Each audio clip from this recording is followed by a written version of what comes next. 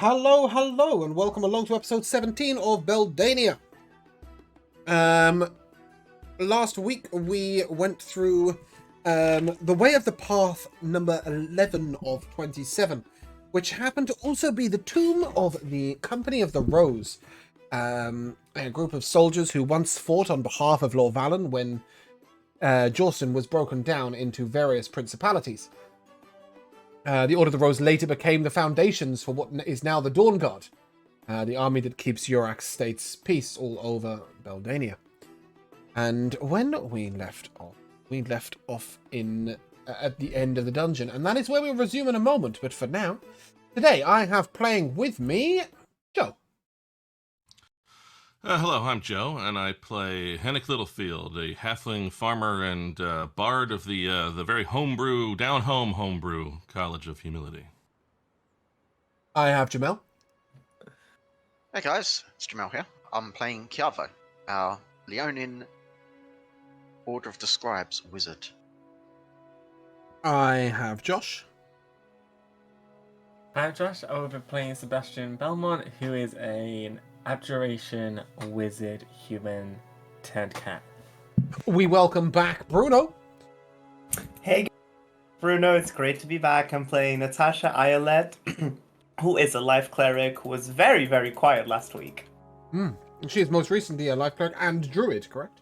Oh yeah, she's also a druid now, as she gets in touch with the natural side of things. Interesting. And I have Rico. Hey, I'm Rico. I'm playing Torin Goldenbrand, the Oath of Glory Paladin. Dragonborn Paladin. So, we left off at the end of the Tomb of the Way of the Rose. Path 11 of 27. In fact, we left off, I do think Natasha has a... Yeah, Natasha does have a little token here. We left off standing over a tomb. And during the fight, Torin was ensnared. His soul was captured briefly and he fought as an evil being. And on the tomb it says, "Here lies Torin Goldenbrand. Gone, but not forgotten." Which, you'll remember, we sort of deduced that each time the Lich captured somebody's spirit, it was their tomb that was created. Sorry, the tomb was empty. And as you were exploring around, you did find a couple of things that within the room. First of all, upon this wall here, you found a message.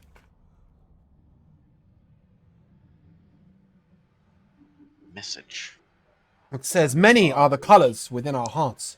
Go forth and show your colours as you admire the colours within those you meet. The one who shines brightest is often the one who shines his light upon others." You'll all see that in your journals. That is teaching... I don't know why I've decided it's teaching 8. It's definitely teaching 11. Teaching 11 of 27. And on this wall next to that was a spell. Of course, James didn't write that. Bear with me a second. I know it's prismatic something.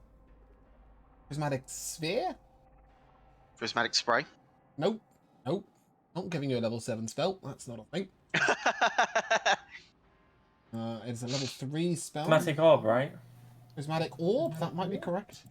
Yep, Rin's prismatic orb. Yes, You have a 4-inch yes, diameter.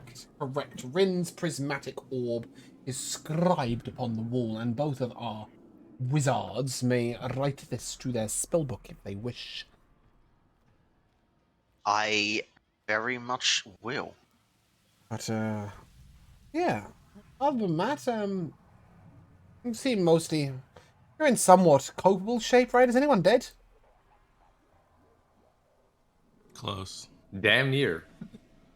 Okay, does anybody have any But also resources my here? hit points are all confusing because we leveled up but didn't do hit points, and things are messy. Yes, we did. We leveled up but didn't do... I can't even figure out the math of why it thinks I have what I have. Like on Roll20, I've got 1 out of 33, and on D&D Beyond, I've got 7 out of 39, and this 6 doesn't even make sense for a level up, so I don't really know what the hell happened, to be honest with you.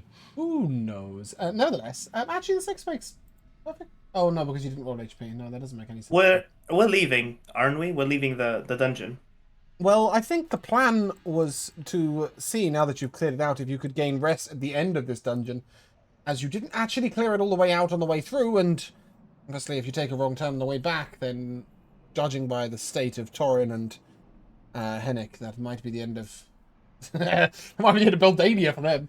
At least the end of the episode. No, I'm just kidding. Yeah, so I think the plan was to take a long rest here. If you guys want to change that, you can. I mean, if you guys just want to leave and long rest at the end in case there's like the possibility of us being attacked or something during the long rest, I have enough power in me to heal most of you over half. I'm not sure you do. I'm not sure if I've used all your resources as they should be. There's 3 first level marked, and then there's 1 third level marked. I definitely use your channel divinity. Okay, then might as well get a long rest.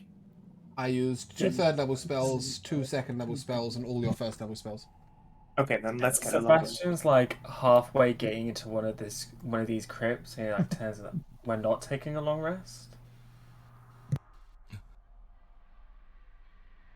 Hey, I this is think we the place ought where we can to, take a long rest. provided we can figure out exactly what's going on around this room here. I can't see too far myself, but I don't know if it's too open a place to rest or not. But I do fear going back through. We've just, I don't know. I feel as though we've lost Torin and gotten him back more than nearly lost, and I just don't want to see that happen again. Yeah, Torin is like literally on the brink of death right now, like just exhausted.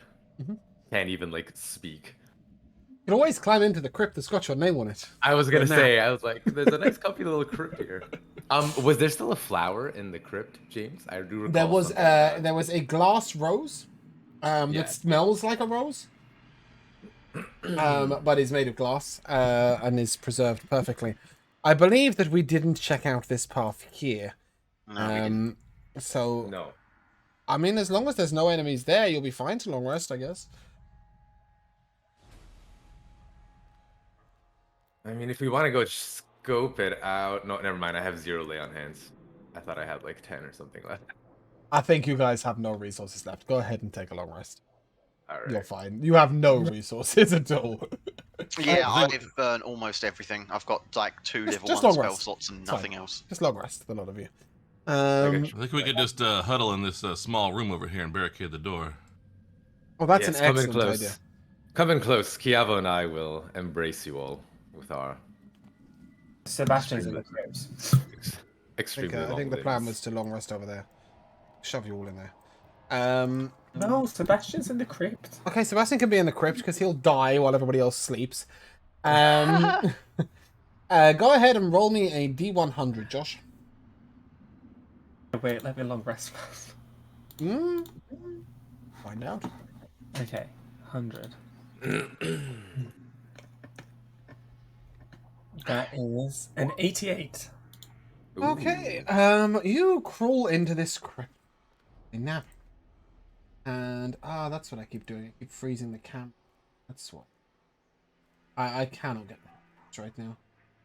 Streaming thing. It's just, I've got too many things going on. Too many things. Sorry, what number did you say? 88? Yeah, if I knew bingo numbers, I would say it, but I don't. Okay. It's right, we can just go with DeLorean.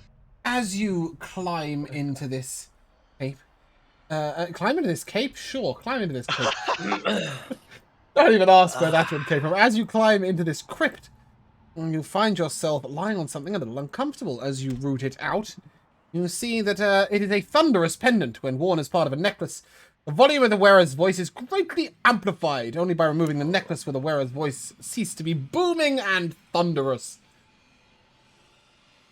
That suits Sebastian's character totally. Yeah, but other than that, you do manage to take your long rest. All of you do. Is that something I have to be attuned to? No. It's just there. Putting away everyone. But you do manage to finish your rest. No, that's not what I'm not finding it. No, you won't find it on D&D Beyond. Oh, okay. I just have to remember. Yeah, it's a random 100 item. You can make a custom item if it makes you happy. Yeah, maybe at some point. Before I took my long rest out, could I attune to the orb? Could you attune to the orb? Yes. I don't know. Does it have anything to attach itself? Like, does it have a chain or anything, or is it just the orb in the thing?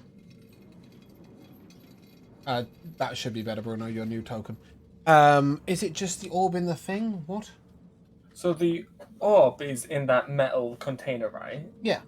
Well, Is that sort of. it, No, or is it's so the orb is like you can put your hand through it, right? It's yeah, whatever that word is. Incorporeal, sure. Yeah, I'm just saying, like, is there a better way to carry it around, or do I just have to carry it in my hand? I don't know. You find a different way of carrying it if you want, but as far as I'm concerned, it looks exactly like it looks. Okay, so I'm carrying it around for now. Sure. Well, you didn't die during the night. What's the plan? Well, as if I start to hear like everyone like shuffling and like waking up, I'll put the pendant on. I'll just say, "Who dares awaken my rest?"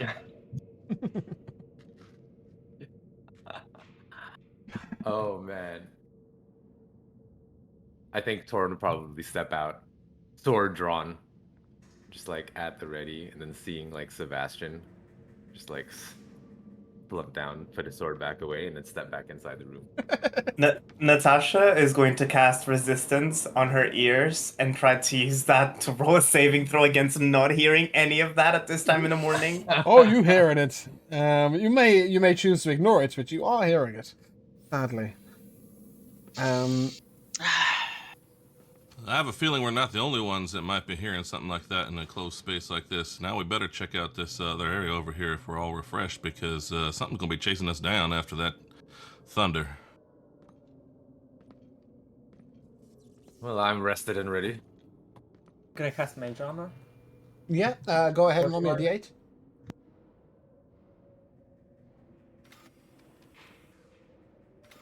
To fall. 4. It's 10 hours of mage armor.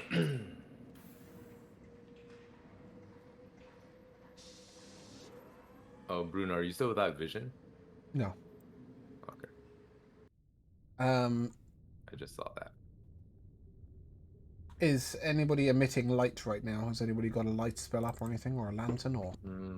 Oh, yeah, I think I must because of something you did You last have the time. amulet of light on, don't you? Okay, maybe. Ah, yes. Also, I'm not, but I think if it is dark, it will be Natasha's first response to just kind of light up a torch or something. A holy lantern, perhaps? Yeah, Yeah, and cool. she's done it before. It's You are part of her now character. emitting light. And the group came up this way. So I believe they wanted to head down this way to make sure that all stones were left unturned. Or turned? All stones were turned? I don't know. No stones. Were No left stones unturned. were left unturned. That's what I was looking for, yeah. You'll get there eventually. All the stones were turned. They were turned. Like the Yeah, if there's one undead. thing I can do, it's turn stones. Let's head on over here, folks. Oh, But not alone. Why did Torn? Oh, you're in I disguise. don't know about turning stones, but launching stones. I Definitely. love the way that seems to be a thing. Henrik and Gyavo are both edging one step at a time, going, "All right, tank's gonna turn up anytime soon." Get over there. Good. Hi, Natasha. So, down this way, I will tell you for free. There are two. Oh, you can't see anything yet. Okay. Up here is a small platform with two unlit braziers over here and here. This is a pillar supporting the ceiling. And this looks like it once held an exotic or elegant tomb, though the tomb itself seems to have been lifted out and removed. I wonder if that was the one that was placed right in the middle. No, you would know that the one that was in the middle was designed to be there. Right. No, there's just gaps where this tomb once was. when I woke up, I replaced my mystical array with prismatic orb. Okay. I don't think I can do that. Here's materials, but Can I do something actually that I've actually never done as Torin? Mm-hmm. I want to use my divine sense. Let's see if there's any more bastard undead in this too. With us. Yes, Josh, you need a diamond. It doesn't need to be worth 200 gold pieces, but you will need a diamond to be able to cast Rinse Prismatic Orb. You can pick one up in the next town, but right now it won't do anything. Yes. 200 gold? No, I said it doesn't need to be worth 200 gold pieces because money works differently here, but yes. Anyway, back to the point. You're going to cast Divine Sense, which I believe says Undead, Celestial, or Fiend. Is that correct? That's correct.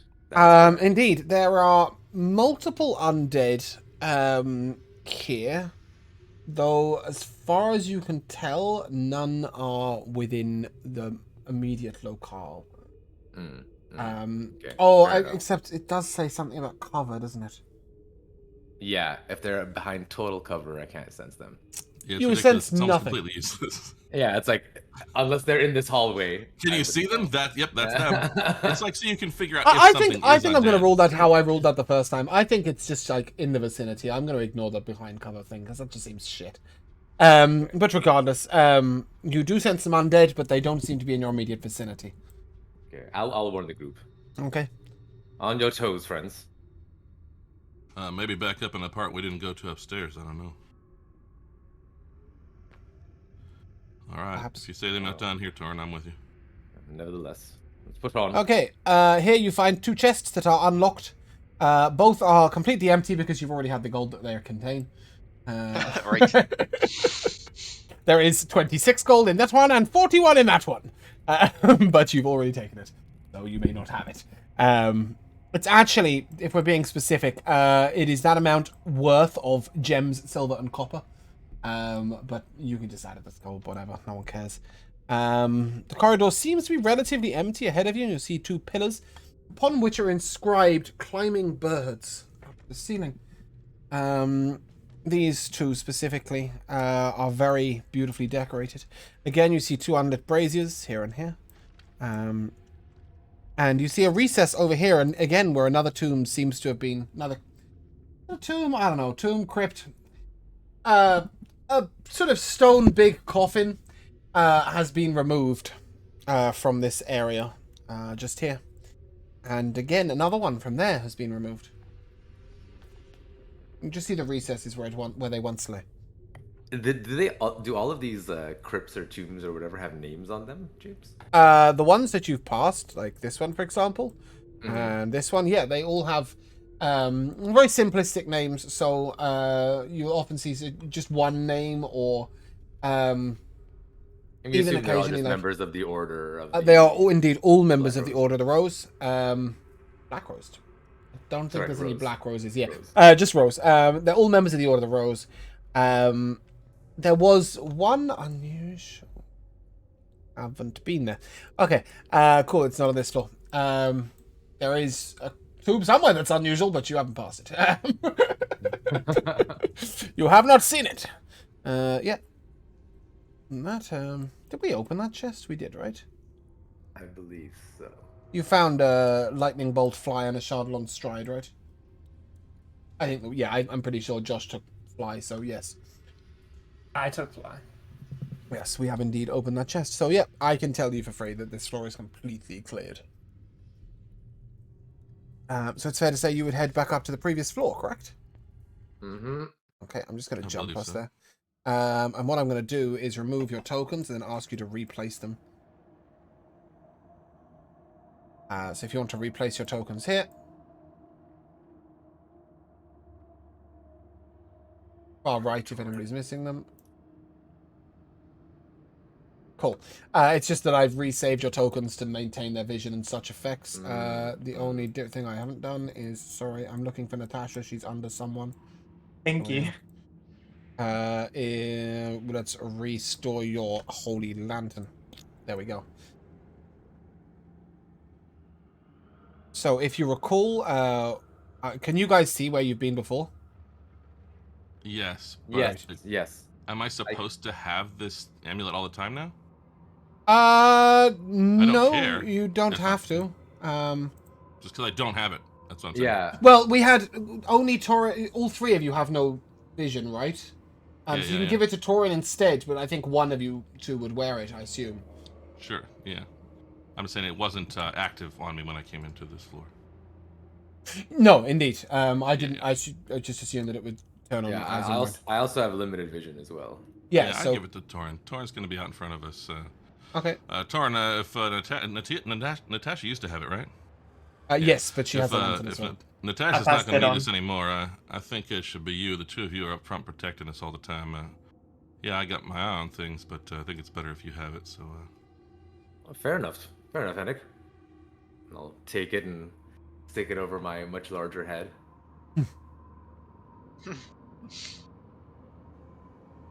Like a choker.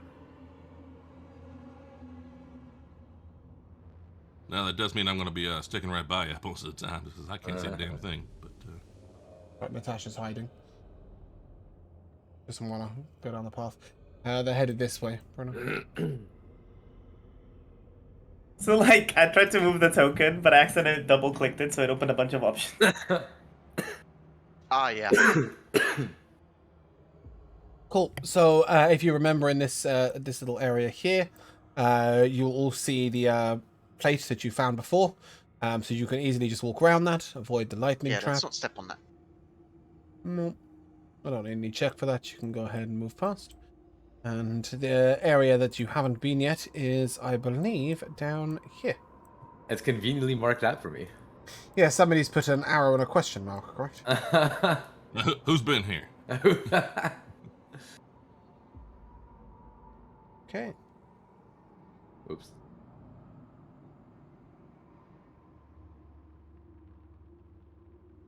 Oh. I Stop. have to remove my token and put it back on real quick. It's doing lightning bug things. Okay, cool. However, in that moment, right there and then, Torin, you have stepped on a trap, and I believe the phrase is click. As you Click. step on this trap, a sort of shaft of arrows come flying across the hallway towards you. No, that is not true at all. Wrong trap. Bear with me a second. A huge... I'm going to move Sebastian for a second so that we can see. Go over there, Sebastian. A huge sort of iron sort of spiked plate of metal comes down from the ceiling and swings across the hallway towards your back. I'm just going to ask for a save from Torin here. I don't think anybody has anything. Is Henrik gone around the corner? No, he hasn't. Yeah, the thing is, only Natasha would see this, and I don't think Natasha's got anything she can do, has she? From 10 foot away. No, so Torin, I'll just ask her a dex save. Okay.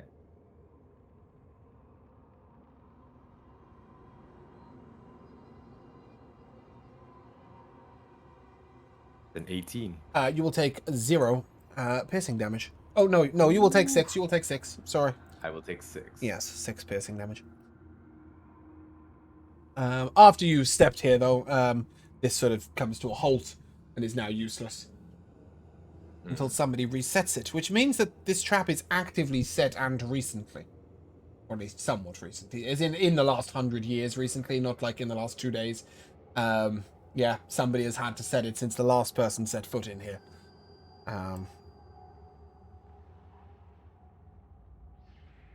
But as you're not dead, feel free to continue.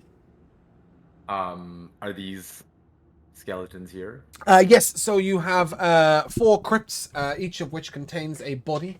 What's unique about these is that the tombs are somewhat slightly open. And these bodies each have the amulet on, the amulet of the rose, and each of them hold a short sword. It is a very well-made short sword. They clutch it upon their chest. It has the mark of the Order of the Rose upon it, but it doesn't appear to be magical in any way. But obviously it's pretty well made because it's not rusted or anything and has survived this long. Sorry, Josh, go on. Should you be sharing this with the stream? Am I not? No. Oh, I'm not. Exciting. Yeah, thank you.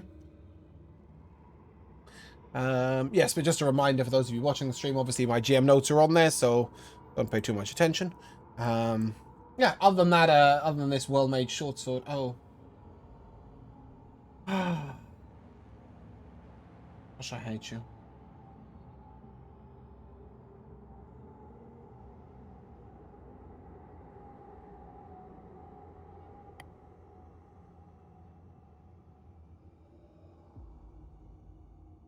After inspecting the swords, Torin will sort of turn to maybe Henrik and Tasha and say, "These are fine weapons. If you're interested in some sort of self-defense." Natasha will swing her fancy new hammer and say, "I think I'm okay, Torin." Yes, of course, Natasha. And Hennig pulls his dagger and says, "This is about as much as I can carry, quite frankly, unfortunately. But if anyone else needs that, take it, drag it out, and we can stick it in the cart or something." Yeah, I mean, it would definitely be like looting the dead. Yeah, I don't know if you guys are into that thing. They're not gonna. not do into that.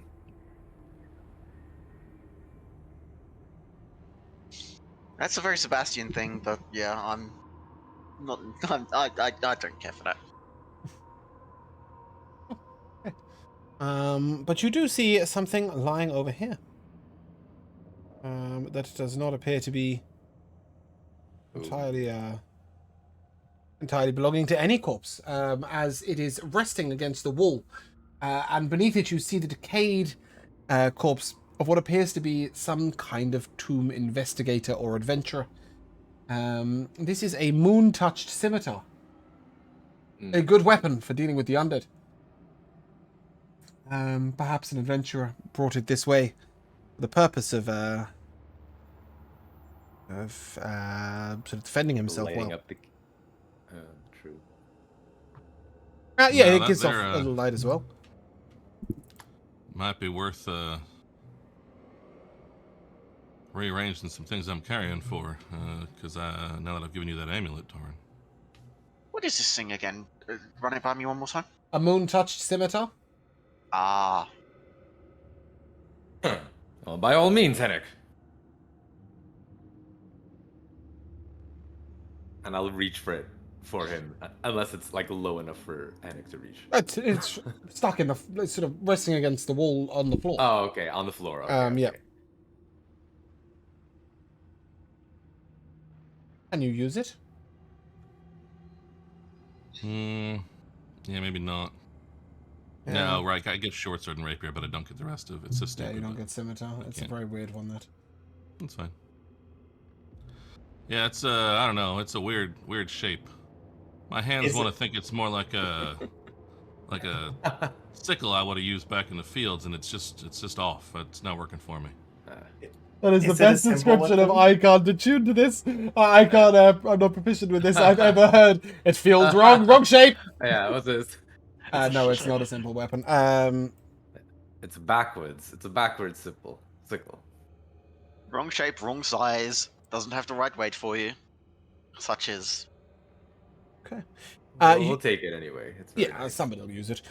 You hear a creaking sort of, I don't know if you can see that ping, but up this way, further up, you hear a sort of creaking, I'll explain the sound, sorry. Like a clanking, that's what I'm looking for. Like the moving of metal up there. There is but silence down to the south.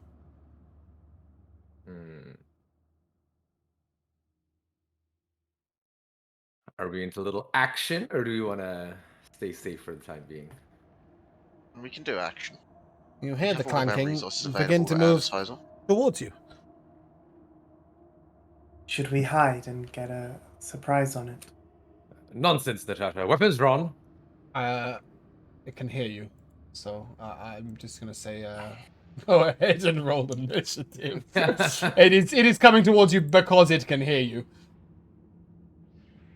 We are being beset upon. That's you.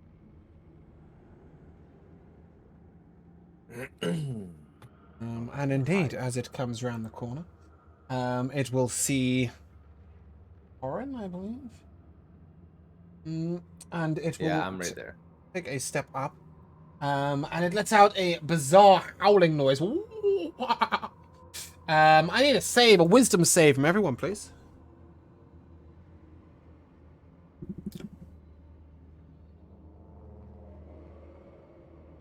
I can't remember how you do inspiration, but I've got it. Can I use it to reroll this? Yeah, very much so. You have to have inspiration. You can reroll. I'm gonna use one of my lucky dice. Sorry, let me just finish that sentence. Joe, you can re-roll with advantage as DM inspiration. Sorry, Joe, you said what with a who? Josh, you said what with a who? I said I'm going to use one of my lucky die. Okay. Oh, Henix, a success. This is DC 14. Oh, poor Torin. No. Bruno? Natasha, your roll? Bruno's left the building. Jamal? Oh, that's a good freezing moment, though. Jamal? Sorry, everything froze. Yeah. That was a 16. Okay. Natasha? Natasha got a 26. Nice. So I believe that is just Torin. That's nice, isn't it? Torin is the only person who got below 14. He will take... I rolled this, I did somewhere.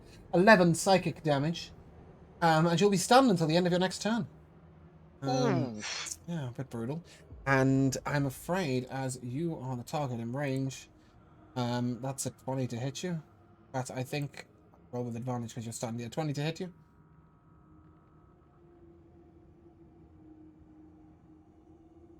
Sorry, I'm muted. Hits. That's another 17 psychic damage. That touches you. Oh. Brutal. And that will lead us to Sebastian. So I can only see half of the token. Is that enough of a line of sight To do what? to attack? Depends what you're attacking with. What? It depends what you're attacking with. For example, magic missiles you'll hit. No, I'm something I'd have to roll to hit. I'd say it's got partial cover, which increases its armor class. Okay, I'll just go here then. Cool. And shoot over Okay. Torin's stunned shoulder. Yeah. You can move back afterwards if you wish. Yeah, that's fine. So what I'm gonna do is, Sebastian's eyes dilate as we're all used to, but he points his staff forward, and as he does, the orb that he's carrying pulsates, and I am gonna use one of the charges from it to cast a spell without verbal smack or material components. And I am gonna cast that fucking spell I just left. Prismatic Orb. Prismatic Orb. I love that. I love that. That's brilliant. Yeah. So let's roll to hit first before I do anything. That is a 23 to hit. 23 will hit. Nice. Okay, and then at the tip of his staff is a ball of white light that washes over different colors as it's figuring out which one it wants to be. Mm-hmm. And that will be it'll stop on this dark dark putrid green color as a ball of poison just fires at him. And that will be 16 poison damage. That's probably resistant and immune, and probably counterspells it and shields it. It's immune to poison, I'm afraid. Great, so it did nothing. It is an undead creature, but that, yeah, do you want to move afterwards? I'll move back. Okay, Natasha, you're up. I'm going to bonus action healing word Torin with 11 heal points. And I'm going to prepare to strike this creature with my Mace of Disruption by moving here. Is it undead? Yes. Okay. I'm only, the mace thing. Does a 16 hit? I don't know the mace thing, but sure. A 16 hits. Okay, I can so all items, I don't read them. So that's 1d6, so that's 3 damage, and because this creature is undead, it takes an additional 2d6. Nice, we like that. For 7, so that's a total 10 damage. Yes. Okay. And if it has 25 hit points or fewer, it has to do a wisdom saving throw. That's a Yes. that's a hope and a dream away, I'm afraid. Alright, that's fine. If it is okay with you, every time I use the mace, I will ask. That's so I can do absolutely that fine. ability. I'd love the reminder every time. But yes, Okay. I think we may be a round or two away from that. And as I hold the weapon, you see 20 foot of bright light shining around us. Mm-hmm.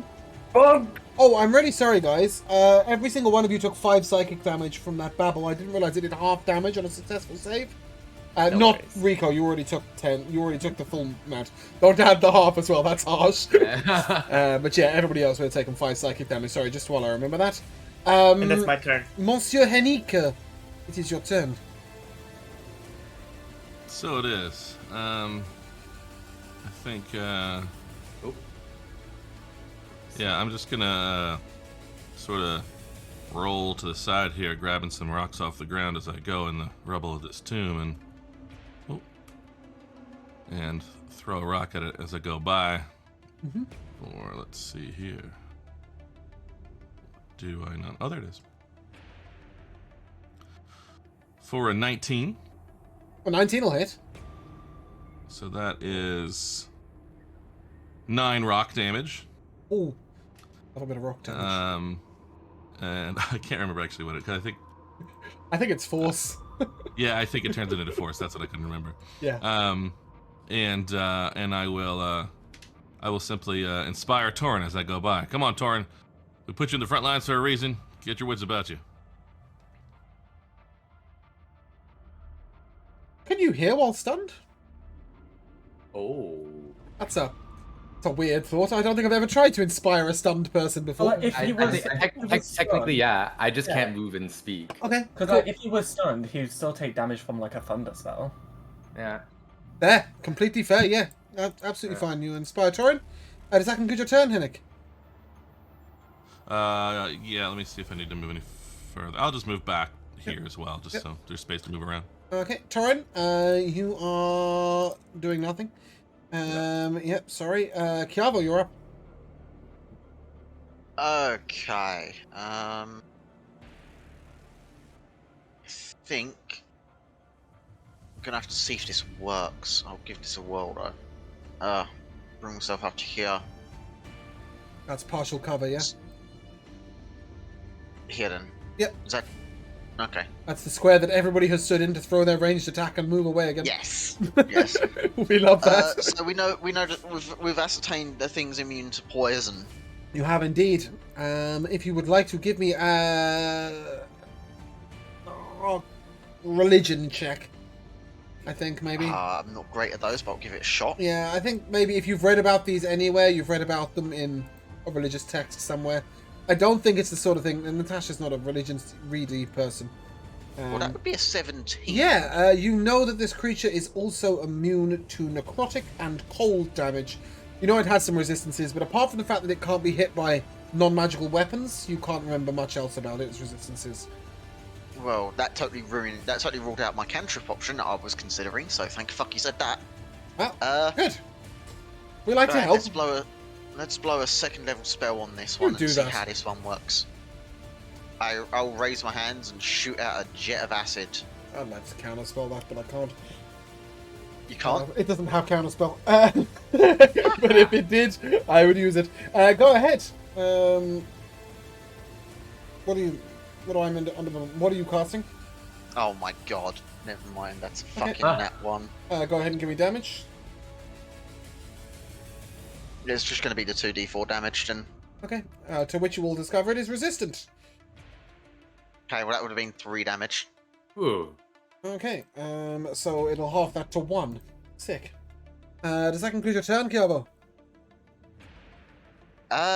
Check bonus actions real quick. Yeah, I'll just back out so people can have access to the spellcasting square. The spot. Oh, it does say Okay, bludgeoning well. damage. Okay, yeah, that's absolutely fine. That's me. But it does count as magical bludgeoning damage, I think, which is even less people are I think it immune would to have than force, so I wouldn't worry too much about it. Why is it just playing this track? Have I not got anything else in my battle music playlist? Like, I'm liking this track, but Very a little repetitive after 3 plays. So it fails to recharge, so it will ask Torin, Natasha, and Sebastian to make a wisdom save, please. and this thing. That's a different thing, because it didn't recharge. This one is much more fun. An 18. 18 as well. 26. Ooh. That is some high rolling. Yeah, okay, nothing happens. Torin, I'm afraid you're the only thing you can reach. Oh god. Wow. Sorry. Crit. I'm sorry. It's okay. Torin's tough. Is he? He's been down before. You can't see At least the damage, it's not the can you? brutal crits Why that we can't you do. guys see the damage? Oh yeah, I Let's don't see if the I can damage. make that roll to everybody. I see the nat 20. Is that? I'm just gonna roll that twice. There you go. That's Twice? Well, yeah, because it's a crit, right? Oh my fucking So god, we'll take no. 3 off. So that's 41 damage. Psychic. Well, I'm down, but I'm not. Sorry. I looked at it. I was like, but he can't hit anybody else. I just yeah. Sebastian, you're up. Okay. This is where I multi-class into cleric. This guy was meant to be like some sort of side enemy. I didn't realize how potent it is. I'm gonna do what I did before. Also, do I spend 1 charge and a spell slot, or just a charge? Cast a spell without material components, etc. Yeah. You consume the spell slot. Okay. Should have asked. Of course you consume the spell slot. Well, I don't know. It says when you cast a wizard spell, you can expend 1 I charge will to never, cast a ever, spell. ever in the future of all of the campaigns that you ever play and give you an item that says you may cast your wizard spells without consuming spell slots. Ever. You will never see that out of me, alright? Okay, fine. Okay, yeah. So I will.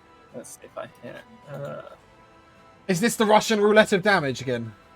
It surely is. Oh, great. I look forward to this for you. That's a 25. Oh, to hit. yeah, that might just do it. Yeah.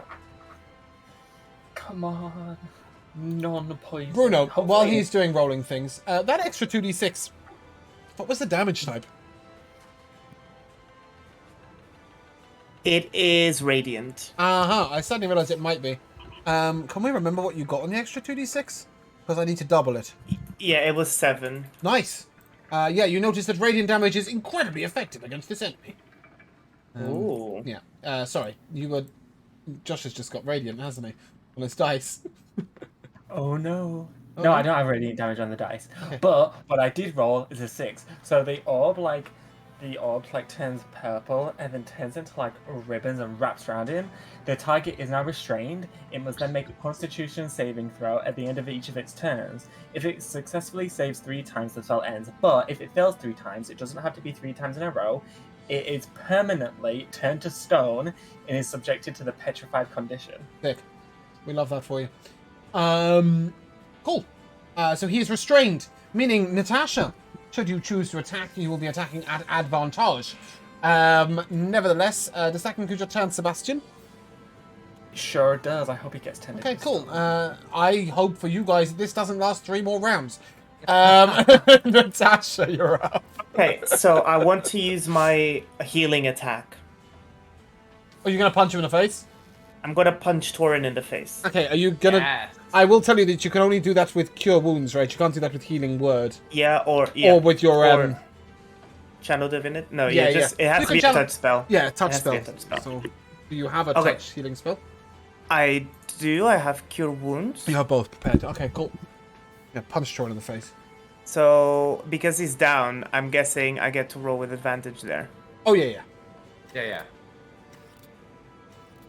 I'll use my inspiration to try and re-roll that because I really wanted to get it to work. Because I got a 4 and a 6. Oh! I got a dirty 20. Okay, cool. I'll hit him. Alright, so that's gonna be second... Did you really second... have to roll to hit on that? It says the action counts as a melee attack using the spell attack. Oh, the spell attack modifier. So Yes, it's that a would have spell been attack, a lot yeah. higher. Yeah. Either way, any healing done is doubled, and modifiers are added if it's a crit. Okay, so if I do a 2nd level Cure Wounds on Torin, And then double the healing, yeah. and then it's doubled, Wow. Torin, you will heal for 17 times 2. 34 yes. HP. Nice. You back up, Torin. Any I am bonus back action up. out of you? Natasha? Can you say again, please? Any bonus action out of you? Yeah, I'm going to use my Magic Stone cantrip. By the way, Torin, you gain 5 feet of movement speed, and you can disengage Nice. Nice. as So as part of that. your magic stone cantrip means that you are blessing a stone in preparation for a future turn. Yes. You can't throw it as a. You need to throw it as an action. No, it says you touch 3 pebbles, imbue them with magic. You or someone else can make a ranged spell attack. Yeah, the ranged spell attack is an action. Yeah. Yeah. It's like different on mine because it wasn't meant to be the real. Yeah. He's just It counts attacking. differently from mine. But Magic Stone itself says, as a bonus action, bless 3 stones. You or anybody else can make the ranged spell attack, which is an action. It means take the attack action. Okay. Yeah. Kind That's of like fine. ranged shillelagh. Yes, indeed, exactly the same. You touch said That And I then think then whack at the that's going to be my turn then. stick. Yep, cool. You stand with blessed stones in hand. Hennick, I'm about to choke to death. Yeah. Well, let's see here. I think if that thing's gonna be oh no, but it's stuck, right? I should probably just attack roll it again because I'll have advantage. All right. I'll do the reverse of what I did last time. It is restrained, yes. Boop, boop, boop. As I go through, I will try to hit it here. Will him drive by Littlefield. No, but I got advantage, right? I didn't. You do hit have the advantage. It is button. restrained. So roll twice, and now it's a 26. That will most definitely hit. Is that a crit? No, you're not. No. You're a +7, right? Woo, 6 bludgeoning damage. But for what it's worth, I can't really do. Well, I'll just step back Shit. here. I can like move back and forth a bunch of times because I got all this. I'm not moving very far. I think from here I can attempt.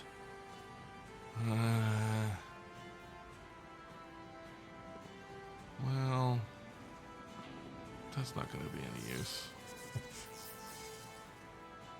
Yeah, I mean, it's really no good in shoving it around, and it's like restrained and stuff. That doesn't really make sense anyway, so I'll just do what I was going to do and hide over here. Cool. That's it.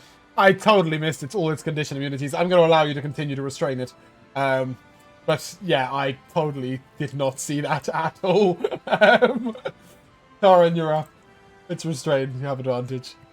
It's Okay, well, just Thorin- casually immune to every condition in the game. Yeah, this fucking thing. Torin's gonna stand up, which I assume will take half of his movement. And very pissed off, I'm gonna rain my sword down upon its head. Yeah, nice. I like that. I get advantage? We get advantage on this? Yep, you get advantage. I'm rubbish at paying attention to stuff like that, sorry. 18 to hit? An 18 will hit. Is that what? Yeah, it is. Okay. Okay, so I'll roll a damage. Nice. That'll be a 15 plus. I'm gonna smite that. Let's pump a level 1 because it's undead, which means what again? You roll an extra d8, I believe, so it'd be a 3d8. Just one extra d8, right? 3d8 at level 1, and it. Yes. You already know its radiant damage is doubled. So 16. Yeah, that is 32 radiant damage. It is obliterated. Which is what I thought was going to happen at the beginning of the fight, and then Hey. I screwed over. That's what I was with hoping the for. I was 23 like- initiative. Yeah, I was like, I'm gonna it's- fucking crush this thing. It is dead. And that concludes the fight. Yeah. Oof. Rougher than it was meant to be. How is Torin looking? He's not awful, but I mean, like your slap to the face definitely put him well over half. So I think I'll probably just lay on hands myself for like another. Wait, 10. wait. If we just sit here for like 20 minutes, I can close your wounds. Would that really with be a something you cantrip. guys would do? I mean, yeah, Nah. considering he's the tank. No, but would your group sit in a undead riddled dungeon for 20 minutes just chanting? Yeah. Did no, we- Did we not just sleep here for 8 hours? that is true. Yes, but downstairs in a floor you'd cleared. Yeah. This Not- is actively hostile, so Yeah. I don't think waiting 20 minutes is a good No, move. I think we I should. can I'm Alright. pretty healthy. I'm gonna lay on hands for like 10, and I'm up to 44 right now. Yeah, so. that's fine. Yeah. You guys can continue. Wherever you please. Maybe we Obviously- should check out where the clanking just came from. He clanked from up here, so. Yeah. Leading the way.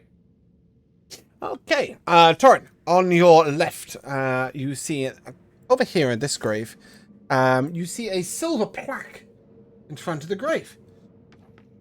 And this is, sorry, should have been ready for this. This is Bane Darkstone. Bane Darkstone was a bugbear who fought valiantly on the side of the Order of the Rose and began the process of uniting various tribes of the principalities together, which would later be grouped up together to be called the Dawn God.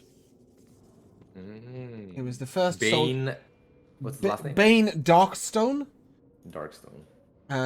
Yep. Like this, and he realistically was the first non-human member of the Order of the Rose, and his grave is also slightly larger than others. And in honor of his sort of his deeds, there is a goblet on top of his gravestone that is bronze, wrought with sapphires. And it's an unusual cup in that it's very wide, and it has 4 different sort of little pouring spouts, I guess is the right word. I think Hennick probably can go ahead and give me an insight check on that one. You may have seen something similar to this in halfling houses, back in halfling lands, although theirs is normally 16. theirs is normally 2-sided, but this is a sharing cup. So the idea being that the wine is poured into the one goblet, and then all 4 people at the table may partake. A sort of sign of the shared hospitality between bugbears, and the bugbear and his human comrades in arms. Other than that, the other 3 graves are relatively normal. That's that clanking sound that you could hear earlier. It's not really happening now. Promise. Yeah. I think Torin would leave the chalice on top of the grave, but I wouldn't be opposed. I don't think he'd be opposed to anyone else taking it. As you do so, you sort of notice down on the ground, next to the I still don't know what word we use for these. Crypt, tomb, coffin, I don't know, one of those things. There is an empty glass bottle on the ground, as if somebody has poured something into the glass, partaken in a drink, and then left the cup there.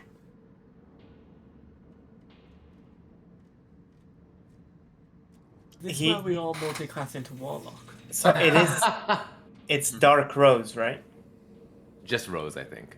Oh, the Order of the Rose, okay. Order of the Rose. I thought his I name thought is it was Bane Black Rose Darkstone. or Dark Rose too, or something. Nope. Yeah. Nope. Okay. Natasha will kind of do a little prayer for Bane Darkstone. And look at the rest of you and say, this is the proof that no matter what race or species, we can all fight united.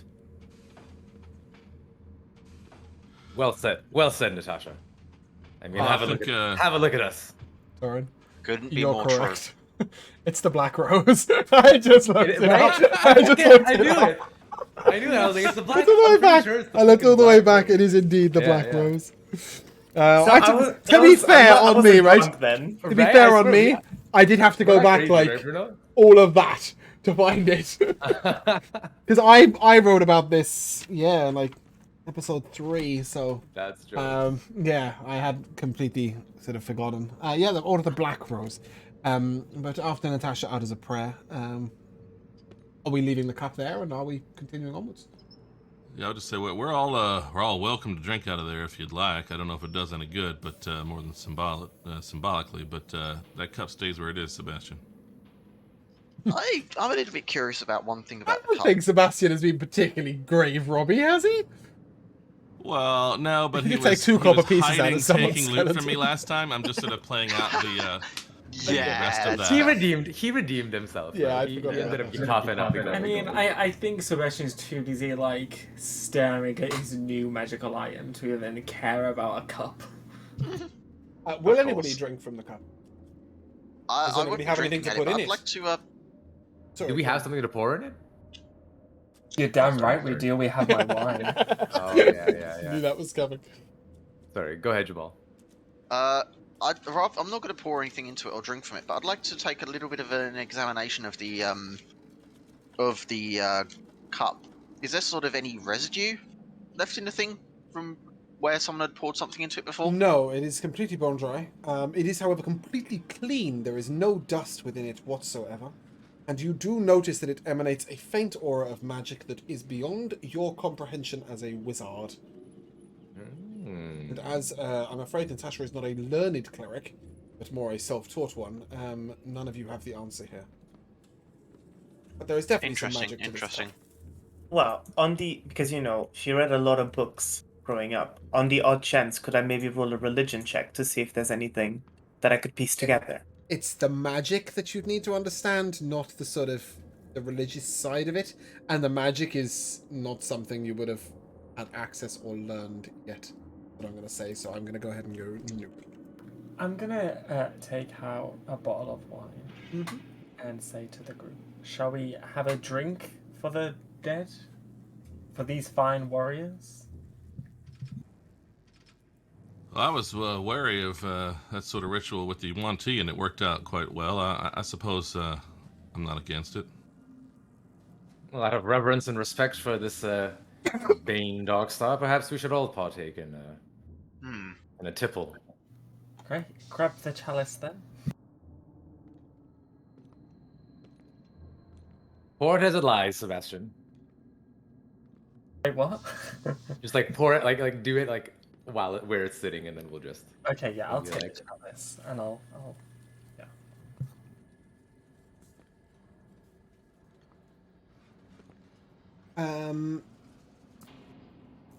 You're all joining in with us? Yes. Yeah, I think Torrin would probably. Okay. be down Hennick for as it. well. You all feel a warmth within you as sort of the liquid goes down your throat, and it tastes not like the wine that it once was, but instead like warmth and friendship. And these are the effects. You are cured of all diseases and poison. You become immune to poison and being frightened, and you make all wisdom saving throws with advantage. Your hit point maximum will increase by, I will roll that. 2d10. It has the effects of Hero's Feast. Your hit point maximum will increase by 10 HP, and it will last for 24 hours. Wow. Yeah, you were meant to do that before the boss fight in order. Did I hear you say 20 HP? No, 10. 10 increase to max HP. Wisdom saving throws with advantage. You were also meant to drink of that before fighting that dude, which probably would have made that a little easier. But never mind, eh? We decided to have a long conversation in a corridor instead. Yes. And moving up here, you will find yourself a chest. What? Because I was going to say, what, dude? And then I saw the chest. Yeah, you fought the dude just now. He was standing in front of this chest. The chest appears to be locked. It is, however, made of wood, and the wood doesn't look like it's in the best of repair. But obviously damaging the chest may damage what's inside. So it's up to Sebastian if he wants to attempt to thingy what's it first. I'll hold out my newfound orb thing, and like, what color is it? It's orange, right? Sure. It sure is. And like an orange hand will come out. It's mage hand. And we'll attempt to open the chest. Are you going to try and pick the lock with Mage Hand? I'm just trying to open it with mage hand. Oh, it's locked. You kind of do that. Then sure. I will go and pick lock it. Go ahead and give me a give Thieves' you- Tools check. Can I give you guidance? With guidance, it's a D4.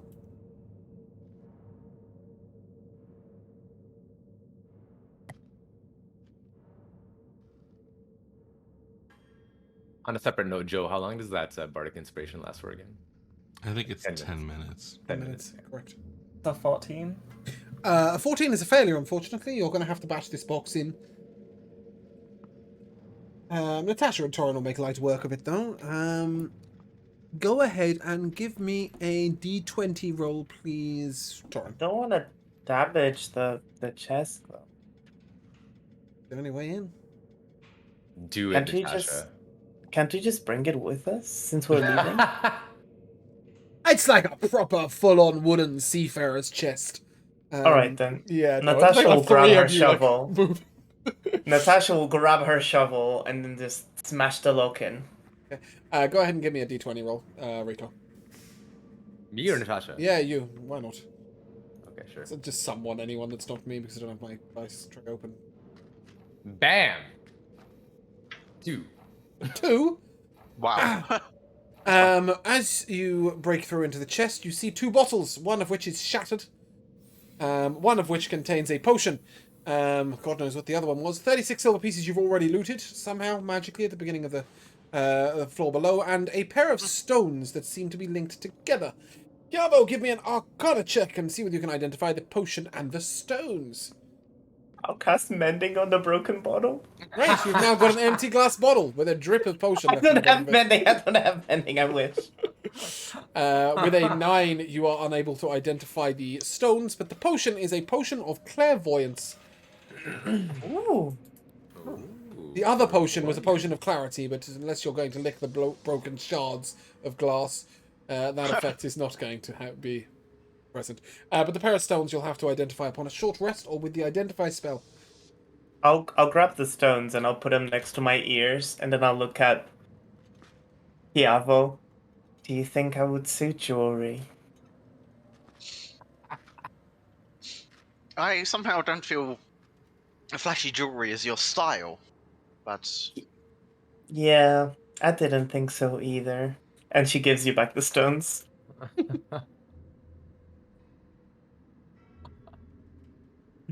somehow I think the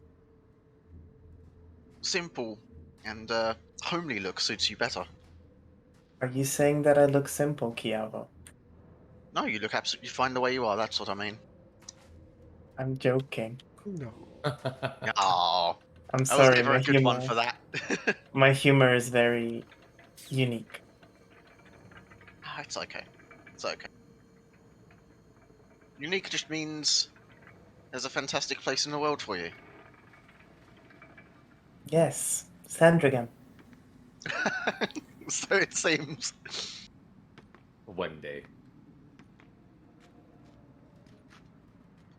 Alrighty. If nobody else wants the potion, Natasha would put it in her bag. Like she'll start putting it in her bag and then like look around like with a very like raise her eyebrows and like, do you guys want it? I don't think it's like to be the kind of thing we use in an emergency, so if you want to hang on to it, no problem. Yes, by all means, Natasha. Cool. Well, on to the other path. And Torin will just start Advancing. Oh.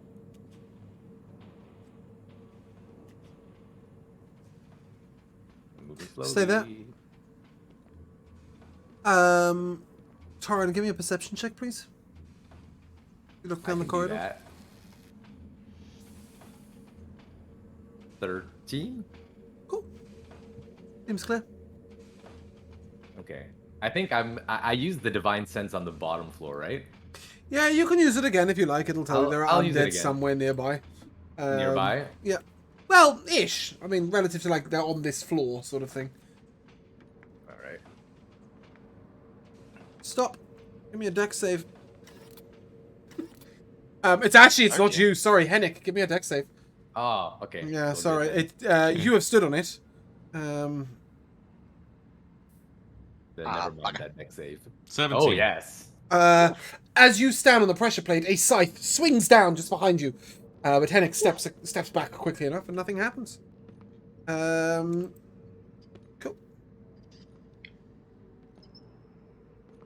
I'll warn everyone of the pressure plate before we advance. Yeah, I mean, the scythe is now sort of already down, Oh, so it's not going to already. keep swinging. Yeah. Henrik just sort of straightens his hat.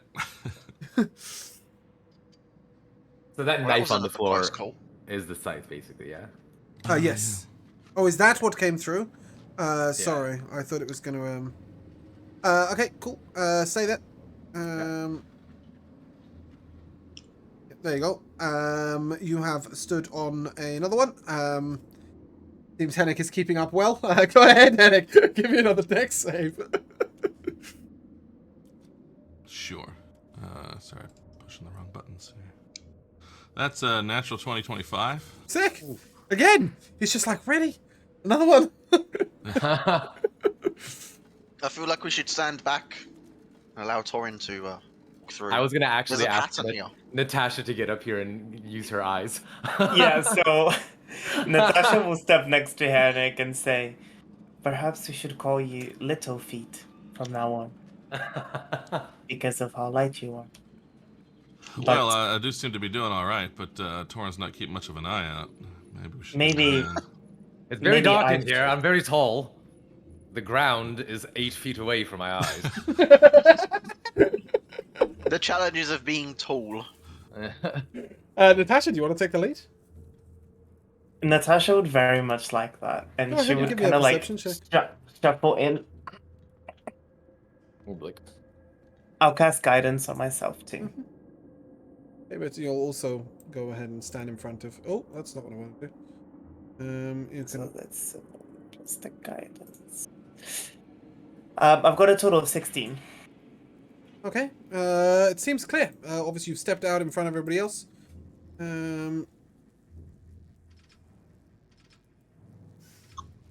Yeah. See, the way seems Do you- clear. Do you guys want me to go ahead and lead? Well, we ain't shuffling Yeah. around again. Keep moving up there. yeah, perhaps it's for the best. Oh, okay. And yeah, I'll start moving forward. Not to worry, we're right behind Natasha, you. make a dex save. Oh, shit. Stop. Oh I no! got, I got a 4. Good. Okay, cool. Go ahead and roll me a 3d8.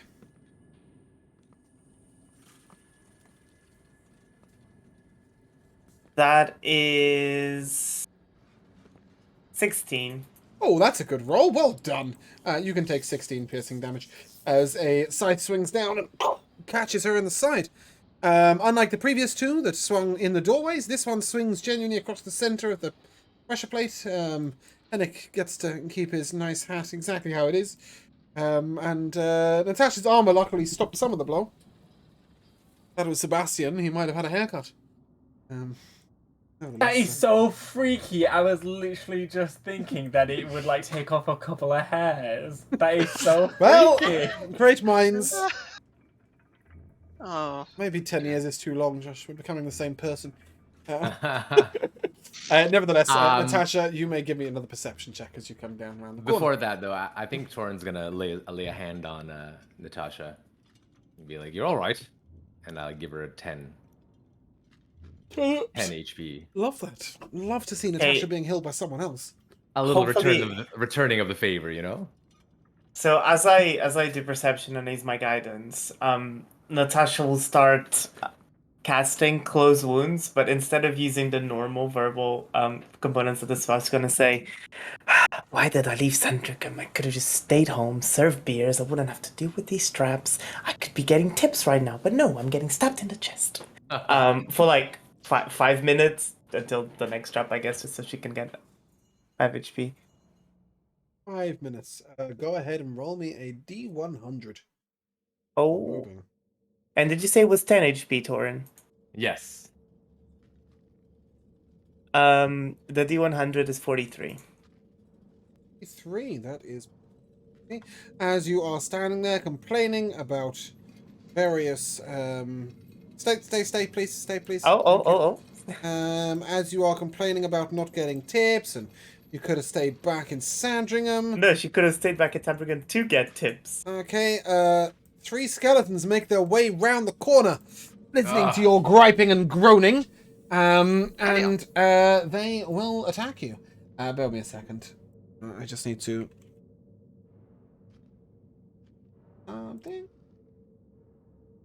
realize that I have set this encounter up beautifully for a group that is not yours. And Darkness of the Kalan would not have a problem with this. Ah. Yes, it is not their fight. I mean, to be fair, it's not particularly challenging, but we'll go with it. Yeah. You may roll initiative. Oh, unusual. I rolled the same initiative for all 3 characters. Oh, Torrin is not going to be Let's waiting for anybody this go. time. Let's fucking go. So just a reminder, you may not stop in somebody else's space, but you may move through somebody else's space. If they are of medium size, it will be difficult terrain. If they are of small size, it will not. I will say for Chiavo and Torrin, it will be difficult terrain regardless of their size, as you are large. Actually, are you large or do you count as a medium creature? I can as medium still. Both of you do, right? Yeah, okay, cool. Yeah, I'm pretty sure. Fantastic. Torrin, you see these skeletons approach Natasha, and somehow you respond before she does. Nice. What do you? Okay, can I move up to like one of the like maybe hop up onto one of these crypts here? Yep. Just so that I can 100%, sort of get yeah. an angle on this thing. And you can come down with a sort of side down cleave. Exactly. Love that, exactly. yes. You don't cleave with a rapier, I suppose, but still. No, it's slashing. I modified it to be slashing. Okay, cool. Yeah, I think that makes more sense. Go ahead. You can see this creature. You're attacking this one, right? I'm attacking the one in front, correct? Yes, it is some sort of warhorse. A warhorse. It is a skeletal horse. That's too bad because I just fucking crit this thing. Say goodbye, warhorse. Are you smitting? I will smite, yes. Level 1? Level 1, correct. So 68 radiant damage, please. Okay, so the slashing is going to be 17. 17. Mm-hmm. It is severely wounded. Give me the 68 of obliteration. That's a 32. Yeah, and it's doubled. So that's 64 radiant damage to the dude with 5 health. See you later, Warhorse. Nice of you to turn up. Yeah, that is dead. Okay. And then I think I will hop in front of Natasha. Yep. And swing at this one as well. Swingity ding ding. Go ahead, roll a hit. That'll be a dirty 20 this time. That will hit. Ooh, that's nice. 15.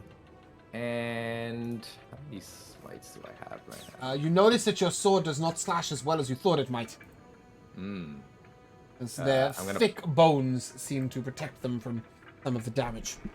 Are they humanoid-looking bones? Yes, humanoid looking. Okay. I'll pump another level 1 smite. This guy. Okay. That's 3d8. For an additional 13 radiant doubled to 20. It's not doubled, I'm afraid. Oh, I see. On this. So 13 then. Yeah. Slightly different type of undead, this creature. Does that conclude your turn? Let me just see here. I like this fighting. You know what? I'm going to, as part of that smite, I'm going to use my channel divinity and make it an inspiring smite. Yep. Which will give everybody. You divide it up between them, right? Yeah. Yeah, cool. So we have 7 plus 5. That's 13 to be divided amongst us. Let's give 3 to. Yeah, 3 to Natasha, 3 to me, and then 2. Yep. That's 12. Cool. Yeah, No. 12 is So correct. then give me. You said 7 Yeah, plus yeah. 5, right? Yeah. Yep. Cool. Is that temp HP, yes? Temp HP, correct. Yep, so 3 temp HP to yourself and Natasha and 2 to the other 3, yeah? Yeah. Great. Does that conclude your turn? That concludes my turn. Nat Asher, you are up.